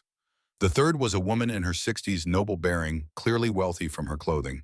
She lay on a stretcher, breathing shallowly. This is Lady Helena Voss, wife of Council Member Voss. Stage 4 wasting illness. Terminal. She has perhaps 2 weeks, perhaps less. The pain can be managed, or we can attempt treatments that might extend her life another month or 2, though they would cause considerable suffering. Aldrich turned to face Corinth directly. The test is simple. You have resources for 1 case, 1 patient. Your medicine stores can purchase the fever cure or the surgical supplies, but not both. Your time can be devoted to complex surgery or end-of-life care, but not both. You must choose. The chamber was silent. Corinth felt every eye on her, felt the weight of what was being asked. This was not a test of skill. This was a test designed to have no right answer, only wrong ones that would reveal her character in ways that could be used against her. Choose the child. Appear compassionate but naive, unable to honor political obligations. Choose Aldrich's brother. Appear politically calculating, currying favor at the expense of the vulnerable. Choose Lady Voss appear elitist, caring more for nobles than commoners. There must be another way, Corinth said. There is not. Aldrich's voice was final. Resources are limited. Time is limited. This is the reality of leadership. Choose. Corinth looked at the three patients, at the child who could barely stand, at Matthias, who was breathing carefully through obvious pain, at Lady Voss, whose eyes were open and aware, and filled with the particular clarity that comes from knowing death is near. She thought about what Sienna had taught her, what her mother's journals had said, what the past 53 days had been building toward. I reject the premise, she said. The chamber erupted, not into case, but into the sharp inhale of hundreds of people who had not expected that response. Aldrich's expression did not change. You cannot reject the test. I can reject the assumption that scarcity is inevitable when resources exist. Corn's voice was steady, clear. The medicine for fever exists in the court's reserves. The surgical supplies exist in the healing ward. The knowledge to provide dignified end-of-life care exists in every trained healer here. The only scarcity is in the arbitrary limits you've imposed. The limits are artificial. Corinth moved forward into the center of the chamber. This test assumes leadership means choosing who suffers. I'm saying leadership means refusing to accept that anyone must suffer when solutions exist. And how exactly do you propose to treat all three? Aldrich's voice carried an edge now. With your limited time and resources, with community, with the 47 students we just trained, with Master Theron's surgical expertise, with Lady Marguerite's connections to access medicine supplies, with the entire network we've spent 40 days building. Master Corinth looked directly at Aldrich. You designed this test to be impossible alone. You're right. It is impossible alone, but I am not alone anymore. She turned to address the full council. I choose all three. The child will receive the fever medicine from my personal funds if necessary. Master Theron will perform the surgery on Matthias. He has more surgical experience than any healer in this court. And I will personally provide end-of-life care to Lady Voss because dying with dignity is not less important than living with health. This is not, Aldrich began. Elder Aldrich. The voice came from the council seats, from Lord Voss, the elderly council member, whose wife lay dying before them. Let her try. Aldrich's jaw tightened, but Lord Voss was a council member, and his wife was one of the patients. He could not be dismissed. You have 3 days, Aldrich said finally. 3 days to treat all three cases. If any of them fail, if the child worsens, if Matthias's surgery fails, if Lady Voss suffers unnecessarily, the test has failed. Understood. What followed were the longest 3 days of Corinth's life. She started with the child. The girl's name was Nora, and her mother had walked for 6 days to bring her to Velmore Court on the rumor that the border healer might help. Corinth used the last of her personal savings money, saved from years of healing work in the border territories, to purchase the fever medicine from the court's apothecary. The medicine cost more than she expected, more than seemed reasonable for something that would save a child's life. But she paid it, and she administered it herself, and she sat with Nora and her mother through that first night as the fever broke slowly, carefully, degree by degree. By the morning of the second day, Nora was sitting up asking for food color, returning to her thin face. The surgery happened on the second day. Master Theron performed it in the main healing ward with 3 of the academy students assisting. Corinth watched from the observation gallery, her hands clasped tightly as Theron's 67 years of experience guided him through the delicate work of repairing the wound in Matthias's chest. The surgery took 6 hours. When it was finished, Theron emerged looking exhausted but satisfied. He will live. Assuming infection does not set in, assuming he follows recovery protocols, he should make a full recovery within 2 months. Matthias opened his eyes in the recovery room, saw Corinth standing beside his bed, and managed a small nod. Thank you. Thank Master Theron. He did the work. He did the surgery. You made it possible. Matthias's voice was weak but clear. My brother expected you to choose politically, to choose me to gain favor with our family. Instead, you chose all of us. That takes courage. But it was the third case that tested Corinth most deeply. Lady Helena Voss was dying. There was no cure, no treatment that would give her more than days of extra suffering. What remained was to make those days bearable, to give her the dignity of a peaceful end. Corinth spent the third day at Lady Voss's bedside.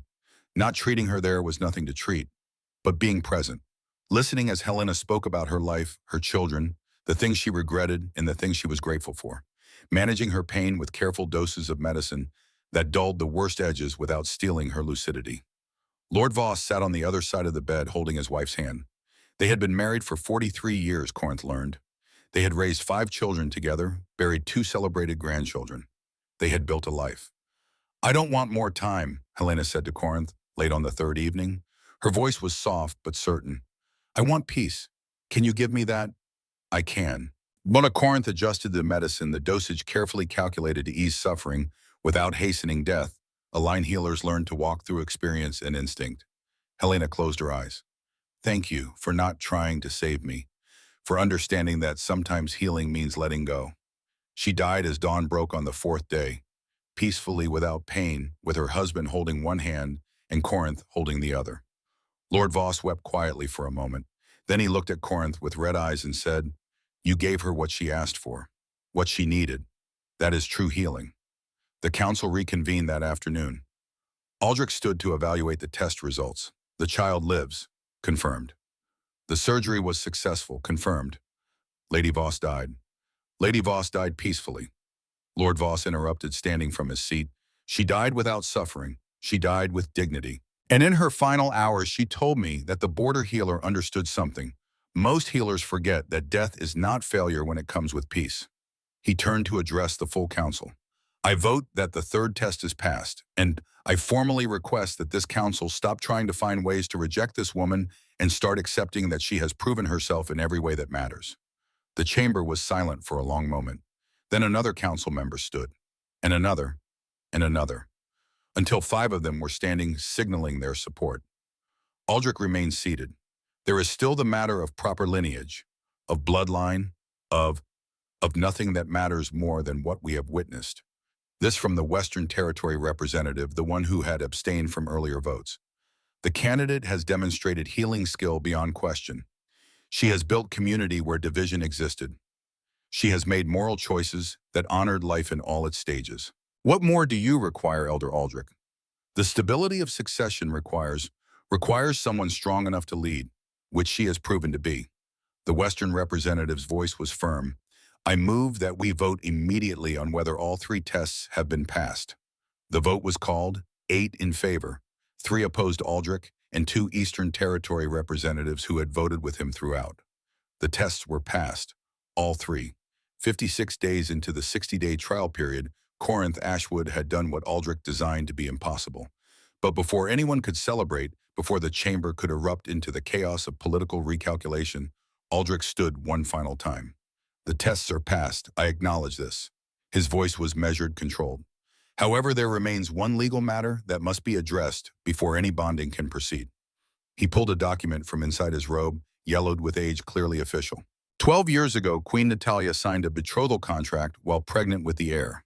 The contract states that any child born of her line must marry into the Fairchild family, specifically to my daughter Isolde, should the child be male, or to a designated Fairchild heir, should the child be female.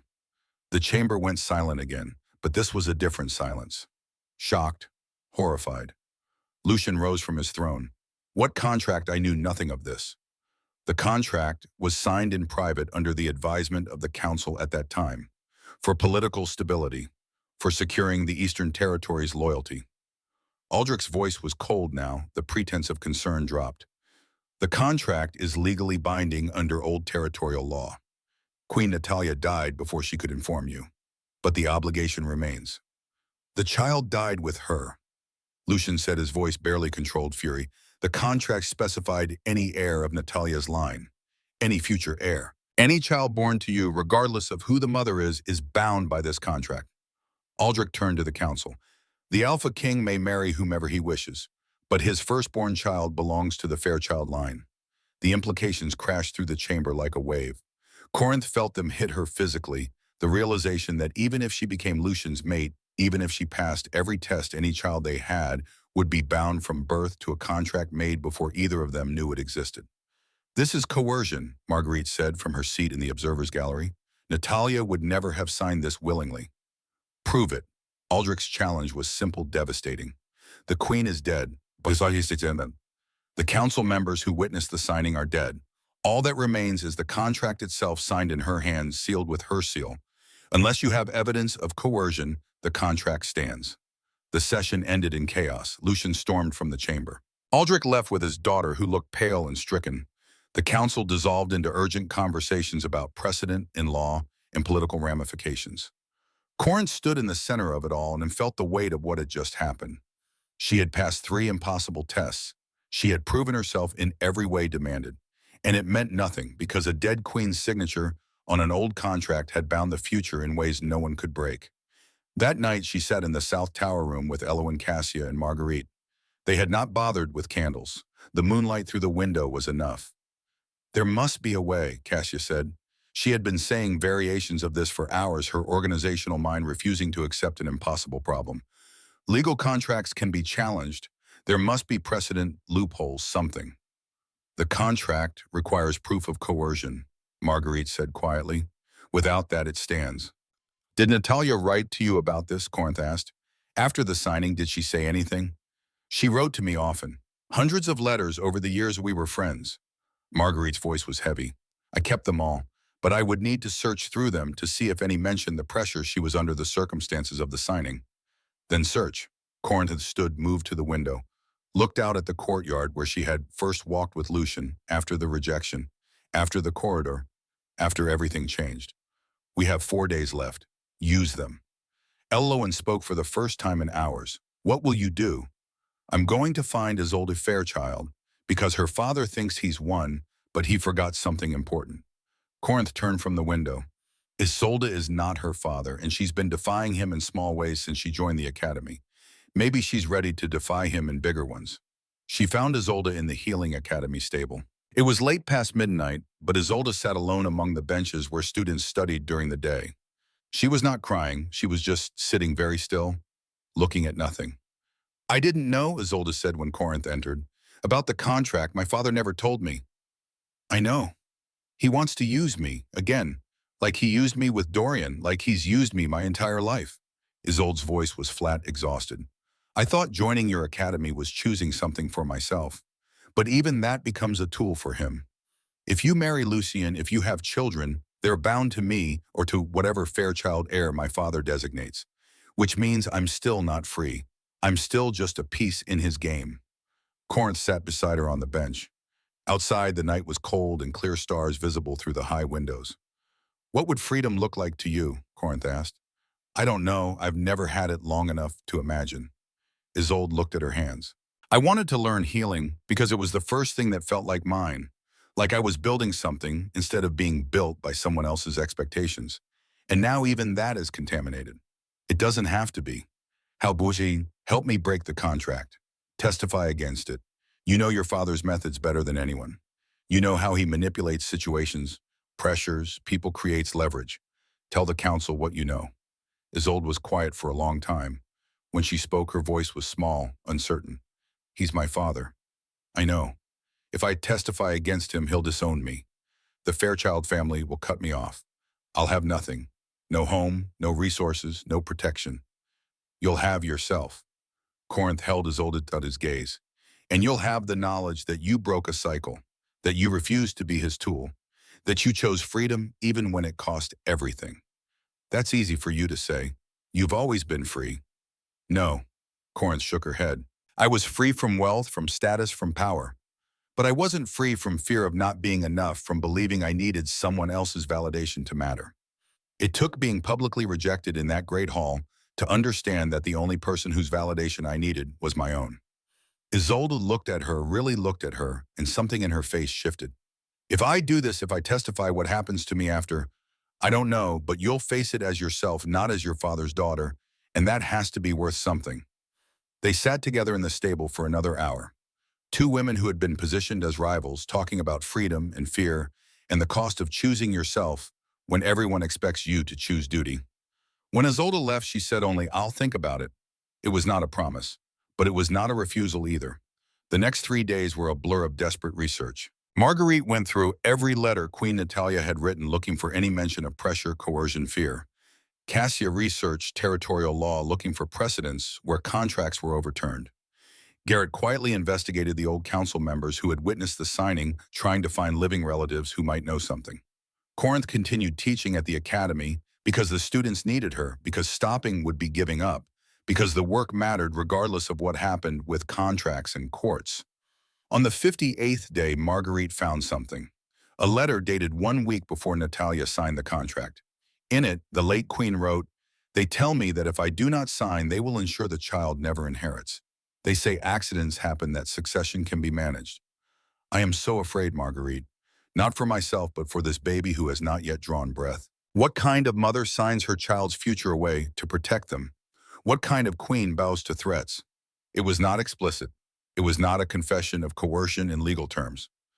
But it was evidence. It was proof that Natalia signed under duress, under implied threats to her unborn child.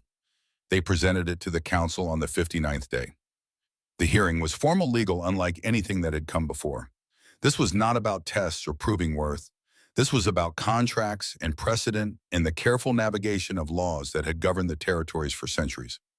Marguerite testified, presenting the letter explaining the context. Garrett presented his findings about the old council members, 3 of whom had been investigated for various abuses of power in the years before they died. Lord Voss spoke about his own knowledge of Natalia's state of mind during that pregnancy, how frightened she had been, how isolated. And then Isolde Fairchild stood. She walked to the center of the chamber alone without her father's permission. When she spoke, her voice was steady in a way it had never been before. "I have watched my father manipulate contracts my entire life. I have watched him use legal language to hide coercion, to turn threats into agreements, to make people believe they were choosing when they had no choice at all." She pulled out papers of her own documents Corinth had not known existed. "These are correspondence between my father and the old council members. Letters discussing how to secure the Thorne succession through contracts that would bind future heirs. Letters that explicitly reference applying appropriate pressure to Queen Natalia." The chamber erupted. Aldrich stood, his face dark with fury. "Where did you get those?" "From your private study, 2 nights ago." Isolde did not look at him. "I am breaking from the House Fairchild, publicly and permanently. And I am submitting this evidence to invalidate a contract that was built on coercion and fear." The vote was called immediately. Motion to nullify the contract based on proven coercion. 9 votes in favor, 2 opposed. 1 abstention, Aldrich's closest ally, who clearly saw which way the wind was blowing. The contract was nullified. Aldrich left the chamber in silence, his power broken not by force but by his own daughter's courage. Isolde stood alone in the center of the room as PAC representatives filed out, discussing what this meant for succession, for politics, for the territories. Corinth approached her. "You sacrificed everything." "No," Isolde's eyes were clear bright. "I sacrificed security, but I gained myself. That's not nothing." "What will you do now?" "I don't know. For the first time in my life, I have no plan, no obligation, no path laid out by someone else." Isolde smiled, and it was the first genuine smile Corinth had ever seen on her face. "It's terrifying, and it's wonderful." There was 1 day left in the 60-day trial period. The tests were passed, the contract was nullified. Nothing remained except the question that had been building since that first night in the corridor. Would Corinth become Lucian's mate? She found him in the royal gardens on the 60th evening. The gardens his mother had planted, that he maintained himself, where he had first invited Corinth after the rejection. The herbs were winter, dormant, brown, and quiet, waiting for spring. "It's done," he said when she approached. "The contract is broken. The tests are passed. The obstacles are removed." "Yes. And yet you look uncertain." Corinth sat on the stone bench in the center of the garden. Lucian remained standing, giving her space, not crowding, always respecting boundaries. "I came to Velmore Court expecting to be announced as someone's chosen one. Someone else's validation. Someone else's decision about my worth." She looked up at him. "And instead I discovered I was worth more than I believed. That I could build something that mattered. That I didn't need someone to choose me, I needed to choose myself." "And have you chosen yourself?" "Yes." The word was certain, clear. "Which is why I need to ask you something. If I do this, if I become your queen, am I choosing myself, or am I just trading one validation for another?" Lucian was quiet for a long moment. Then he sat beside her on the bench, close enough to talk quietly, but not touching, not assuming. "I have been alone for 10 years. By choice, by grief, by the belief that I was safer that way." His voice was low, honest. "And then you appeared in a corridor, and you were angry and dignified and entirely yourself. And I realized I did not want to be safe anymore. I wanted to be alive." He turned to face her. "But I do not want to be the thing that defines you. I do not want to be the validation you seek or the rescue you accept." He paused, choosing words carefully. I want to build something together. Not have you fit into what I need, but discover what we could create that neither of us could make alone. That's terrifying. I know. His small smile returned. My mother said love was what you built, not what you found. She said the butterflies and lightning were temporary, but the decision to keep choosing each other that lasted. Is that what you're offering, the choice I'll have to keep making? Every day, consciously, deliberately. He held her gaze. I am asking if you are willing to build something with me. Not for me, with me. Corinth felt the warmth settle into her palms one final time, not magic responding to need but recognition of choice, of partnership, of the possibility that maybe love was exactly what Lucian's mother had said not found but built. I'm willing, she said. The bonding ceremony was held 10 days later on the first warm evening of early spring. They did not wait for elaborate planning for perfect conditions. They simply decided and it happened. The ceremony took place in Queen Natalia's garden, where Lucian had first asked Corinth to stay beyond 1 hour. The herbs were beginning to show green shoots, new growth pushing through dead winter stalks. The iron lanterns that had lit the informal feast hung from the garden arches, now casting warm light over assembled witnesses. Not the full court, not all 12 territories. Just the people who mattered, Elowen and Marguerite sitting together, two elders who had witnessed more than most and had learned to savor what came after survival. Cassia standing as Corinth's witness, holding the simple crown of spring flowers that would rest on Corinth's head. Garrett and Theo flanking Lucian brothers in everything but blood. Master Theron and several academy students. Lord Voss alone now, but present to honor what Corinth had given his wife in her final hours. Isolde, who had rebuilt herself in the past 10 days, who was establishing an independent holding in the Western Territories where she would fund healing education for those who could not afford it otherwise. And the pack representatives, those who had voted to support Corinth through the test. Not all 12, but enough. Marguerite conducted the ceremony as the senior elder present who had loved Queen Natalia and now loved Natalia's son. She spoke of partnership, of choosing to build rather than simply exist, of the courage required to be vulnerable in a world that rewarded armor. There were 4 candles lit during the ritual. One for Lucian's mother, the healer queen, who had taught him that strength came in many forms. One for his father, who had ruled with justice. One for Corinth's mother, whose gift had passed through generations. One for her father, who had taught her that protection meant understanding what mattered. The vows were simple, not elaborate promises about forever, just honest commitments about now. Lucian spoke first. I vow to see you as you are, not as I need you to be. To make space for your growth, not confine you to my comfort. To build with you, not for you. Corinth's voice was steady. I vow to stand with you, not behind you. To share burdens, not bear them alone. To choose you consciously every day, knowing that love is built and not simply found. They exchanged rings, simple bands, no elaborate jewels, symbols of choice rather than possession. When Marguerite pronounced them bonded, when the witnesses began to applaud, Lucian did not immediately kiss Corinth the way ceremonial traditions suggested. He looked at her for a moment, really looked, and said quietly enough that only she could hear. Thank you for teaching me that hope was not dangerous, that opening doors did not guarantee pain. Thank you for asking if I was hurt, she replied, for seeing me before you knew what I could offer. Then he kissed her, and it was gentle and brief and entirely appropriate for a ceremony. But in that kiss was the promise of all the kisses to come, all the choices they would make, all the ways they would build what neither could create alone. The celebration lasted until dawn, simple and warm, with food from Berta's kitchen and music from village players, and the particular joy of people who have witnessed something worth witnessing. Corinth danced with her grandmother, who whispered, your mother would be so proud, not because you became a queen, but because you became yourself. She danced with Cassia, who said nothing but held her tight and let tears fall freely.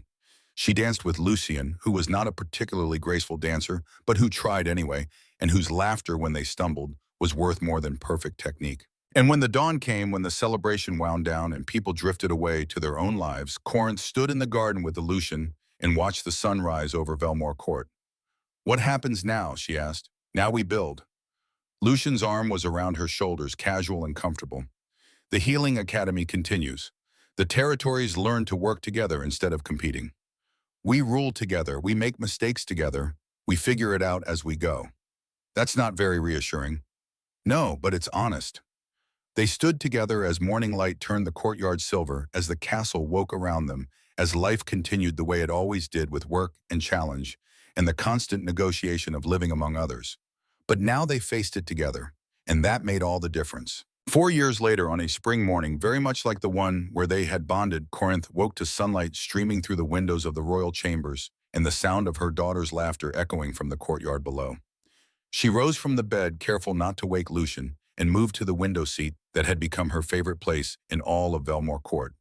The view looked out over the Healing Academy grounds, no longer housed in the converted stable, but in a proper building with classrooms and dormitories, and a medicinal garden that Elowen tended with fierce pride. Below, Rowena was chasing butterflies across the courtyard grass. 2 years old, with her father's dark hair and her mother's steady gaze and an alarming tendency to try to heal every injured creature she encountered. Cassia sat on a bench nearby, watchful, but not hovering, allowing the child her freedom while keeping her safe. Corinth rested one hand on the curve of her belly, 4 months pregnant with their second child. She had not planned the timing carefully, but she had learned that some things could not be controlled or scheduled. Some things simply happened and you adjusted. The Healing Academy had grown beyond anything she had imagined that first desperate day in the stable. 12 branches now spread across all the territories. More than 200 students learning together, teaching each other as much as they learned from instructors. The territorial divisions had not disappeared. Centuries of history did not erase in 4 years, but they had softened in ways that mattered. The Elders' Council had become a permanent fixture of court governance, giving voice to those who had survived long enough to have earned wisdom. Elowen led it at 74, still sharp, still formidable, still teaching twice weekly at the academy. Marguerite served alongside her, writing political memoirs between council sessions, mentoring young women who needed to see that strength and relevance did not fade with age. Sienna visited from the border territories twice yearly, healthy and vital, training the next generation of healers with the time Corinth had given her. Master Theron had retired from active teaching, but remained as the academy's philosophical heart, the one students sought when they faced impossible choices. The door opened quietly. Lucian entered, carrying 2 cups of tea, one of which he handed to Corinth before settling beside her on the window seat. "You're up early," he said. "Rowena woke me. She's very loud for someone so small." "She gets that from you." "I'm not loud. You're not quiet either, especially when the council disagrees with you." But he was smiling as he said it, and Corinth found herself smiling back. They sat together in comfortable silence, watching their daughter play, watching the academy students cross the courtyard toward morning classes. In 4 years, this had become their morning ritual: tea in the window seat, quiet conversation before the demands of governance began. "The Western Territories are pushing again," Lucian said, "about expanding trade routes through the mountains. Let them push. Isolde's been managing those negotiations better than anyone else could. She'll find the solution." Isolde had indeed found her calling. After breaking from House Fairchild, she had established herself in the Western Territories, funding healing education and managing trade agreements with a combination of fierce intelligence and hard-won empathy. She visited monthly, always bringing stories of lives changed by access to learning. She and Corinth had become genuine friends, not the rivals men had tried to make them, but women who recognized in each other the courage it took to choose yourself.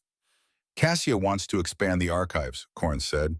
"She thinks we need better record-keeping for cross-territorial law." "Cassia is always right about organizational matters. Tell her yes." Cassia had married a quiet court administrator named Willem 2 years ago. They had no children yet, but they had adopted 3 dogs who required schedules and routines and elaborate systems of management that Cassia provided with obvious delight. A knock at the door interrupted them. Petra entered, efficient as always. "Council meets in 2 hours. The Eastern delegation arrived early. They're already in the reception hall. And the new academy students from the outer territories are here for orientation. Master Theron asked if the Queen might address them." "Tell Theron I'll be there in an hour." Corinth set down her tea. "And tell the Eastern delegation I'll join them shortly. They can wait." After Petra left, Lucian looked at Corinth with an expression that was half amusement, half pride. 4 years ago, you would have apologized for making them wait. 4 years ago, I didn't understand that making people wait can be its own kind of teaching. They learn patience. I establish boundaries. Everyone benefits. My mother would have loved you. You've said that before. Because it's true." Lucian stood, pulling her gently to her feet. "And because watching you become exactly who you were always meant to be has been the greatest privilege of my life." Corinth felt the familiar warmth spread through her chest. Not magic, not fate, but choice. 4 years of daily choosing, of building something together that neither could have created alone. "We should get Rowena," she said, before she tries to heal another butterfly, and it flies away thinking it's been attacked. They descended to the courtyard together, collected their daughter, listened to her excited explanation about the butterfly that had so many colors, mama, so many. Cassia joined them for breakfast in the small dining room reserved for family, and they talked about ordinary things. Rowena's tendency to sing to injured plants, the new curriculum being developed for advanced students, Willem's ongoing battle with the archive's filing system. Later, Corinth stood before 40 new academy students' faces from territories that had never sent students before, young people who had heard about the healer queen, who taught that learning belonged to everyone, not just the privileged few. "Some of you traveled weeks to get here," Corinth said to the assembled students. "Some of you were told you weren't good enough, weren't the right family, weren't worth training. I know, because I heard the same things." She paused, looking at the faces before her, nervous, hopeful, determined. "Here, those things don't matter.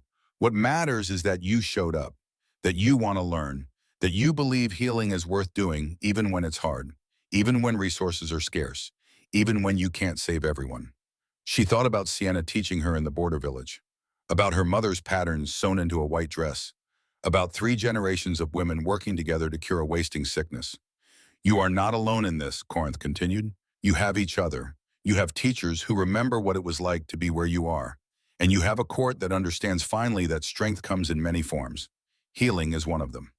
Master Theron stepped forward to begin the formal orientation, and Corinth slipped away to prepare for the council meeting. But as she walked through the academy halls past classrooms, where students from 5 different territories studied together, past the herb garden, where Elowin was teaching 3 elderly students about ancient remedies, past a notice board covered with success stories and requests for help, she felt the weight of what they had built.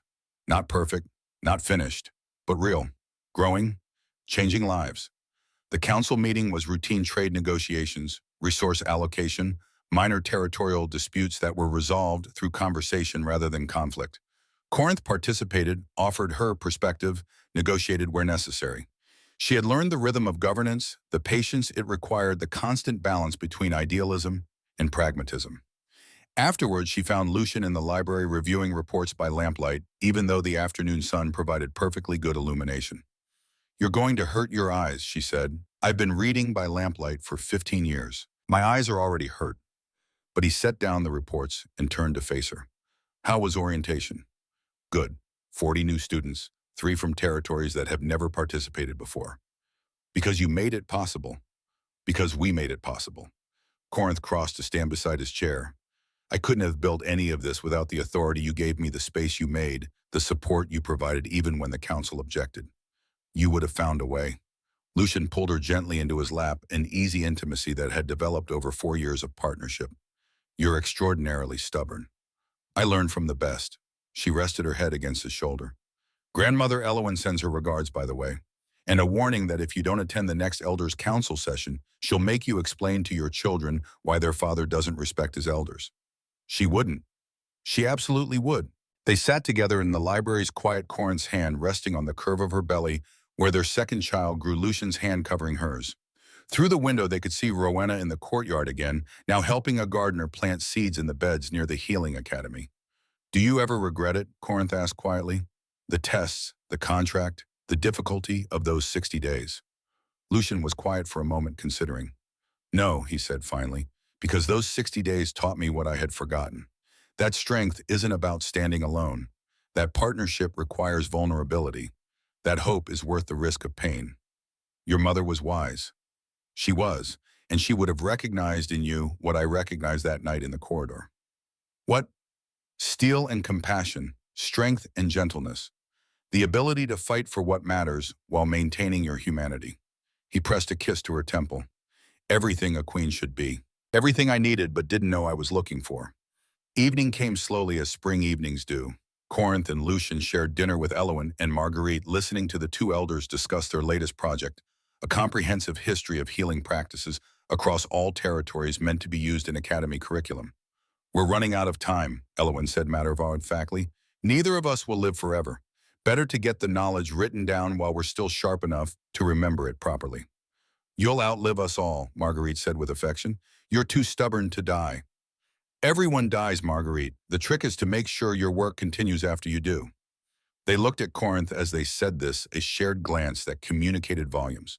This was what they were doing, ensuring continuity, making certain that what they had built, what 3 generations had contributed to, would endure beyond any single lifetime. Later after dinner, after Rowena had been put to bed with a story about a healer who could talk to animals, Corinth and Lucian stood on the balcony outside their chambers and looked out over Velmore Court. The Healing Academy was lit with lanterns, students studying late into the evening. The iron lanterns from their bonding ceremony still hung in the garden, permanent fixtures now lighting the paths that so many feet had worn smooth over 4 years. In the distance, they could see lights from all 7 core territories, peaceful and secure. I used to stand here alone, Lucian said quietly, for 10 years, looking out at the territories and feeling the weight of it all, the responsibility, the isolation. And now I stand here with you, and the weight is still there, it always will be, but it's shared, and that makes it bearable. Corinth leaned against him, feeling the solid reality of his presence, the warmth of his body against hers. 4 years ago, she had sewn a white dress by candlelight for a man who didn't deserve it. She had walked into a great hall expecting validation and received humiliation instead. She had stood in a cold corridor with shaking hands and met a man who asked if she was hurt. And from that moment, everything had changed, not because of fate, not because of magic, though her mother's gift had played its part, but because of choice, daily choice. The decision to build something together, to trust each other, to remain vulnerable, even when it would have been easier to close off. I'm glad I stayed, Corinth said softly. That night, the 1 hour that became 3. So am I. They stood together on the balcony as night settled over Velmore Court, as stars appeared in the darkening sky, as their daughter slept peacefully in her room, and their second child grew in Corinth's belly. They stood as partners, as equals, as 2 people who had chosen each other consciously and continued choosing each other every day. Below them, the Healing Academy's lights burned bright. Students from territories that had once been enemies studied side by side, learned from each other, built friendships that would span decades. The work continued. The circle remained unbroken. And in the window of the royal chambers, a woman who had once been no one from nowhere in particular stood beside the Alpha King and understood that she had found exactly what she had been seeking all along.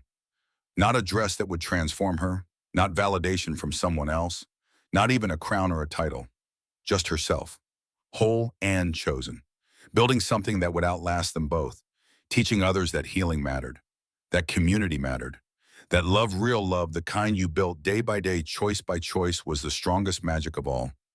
The border girl had become a queen, and the kingdom had learned that sometimes the most important leaders are the ones who come from nowhere, who know what it means to struggle, who understand that true strength is measured not by what you can take, but by what you can give. Corinth Ashwood Thorne stood on the balcony with her husband and her unborn child and the life they had built together, and she was content, not because the story was finished, but because the work continued and she was exactly where she needed to be.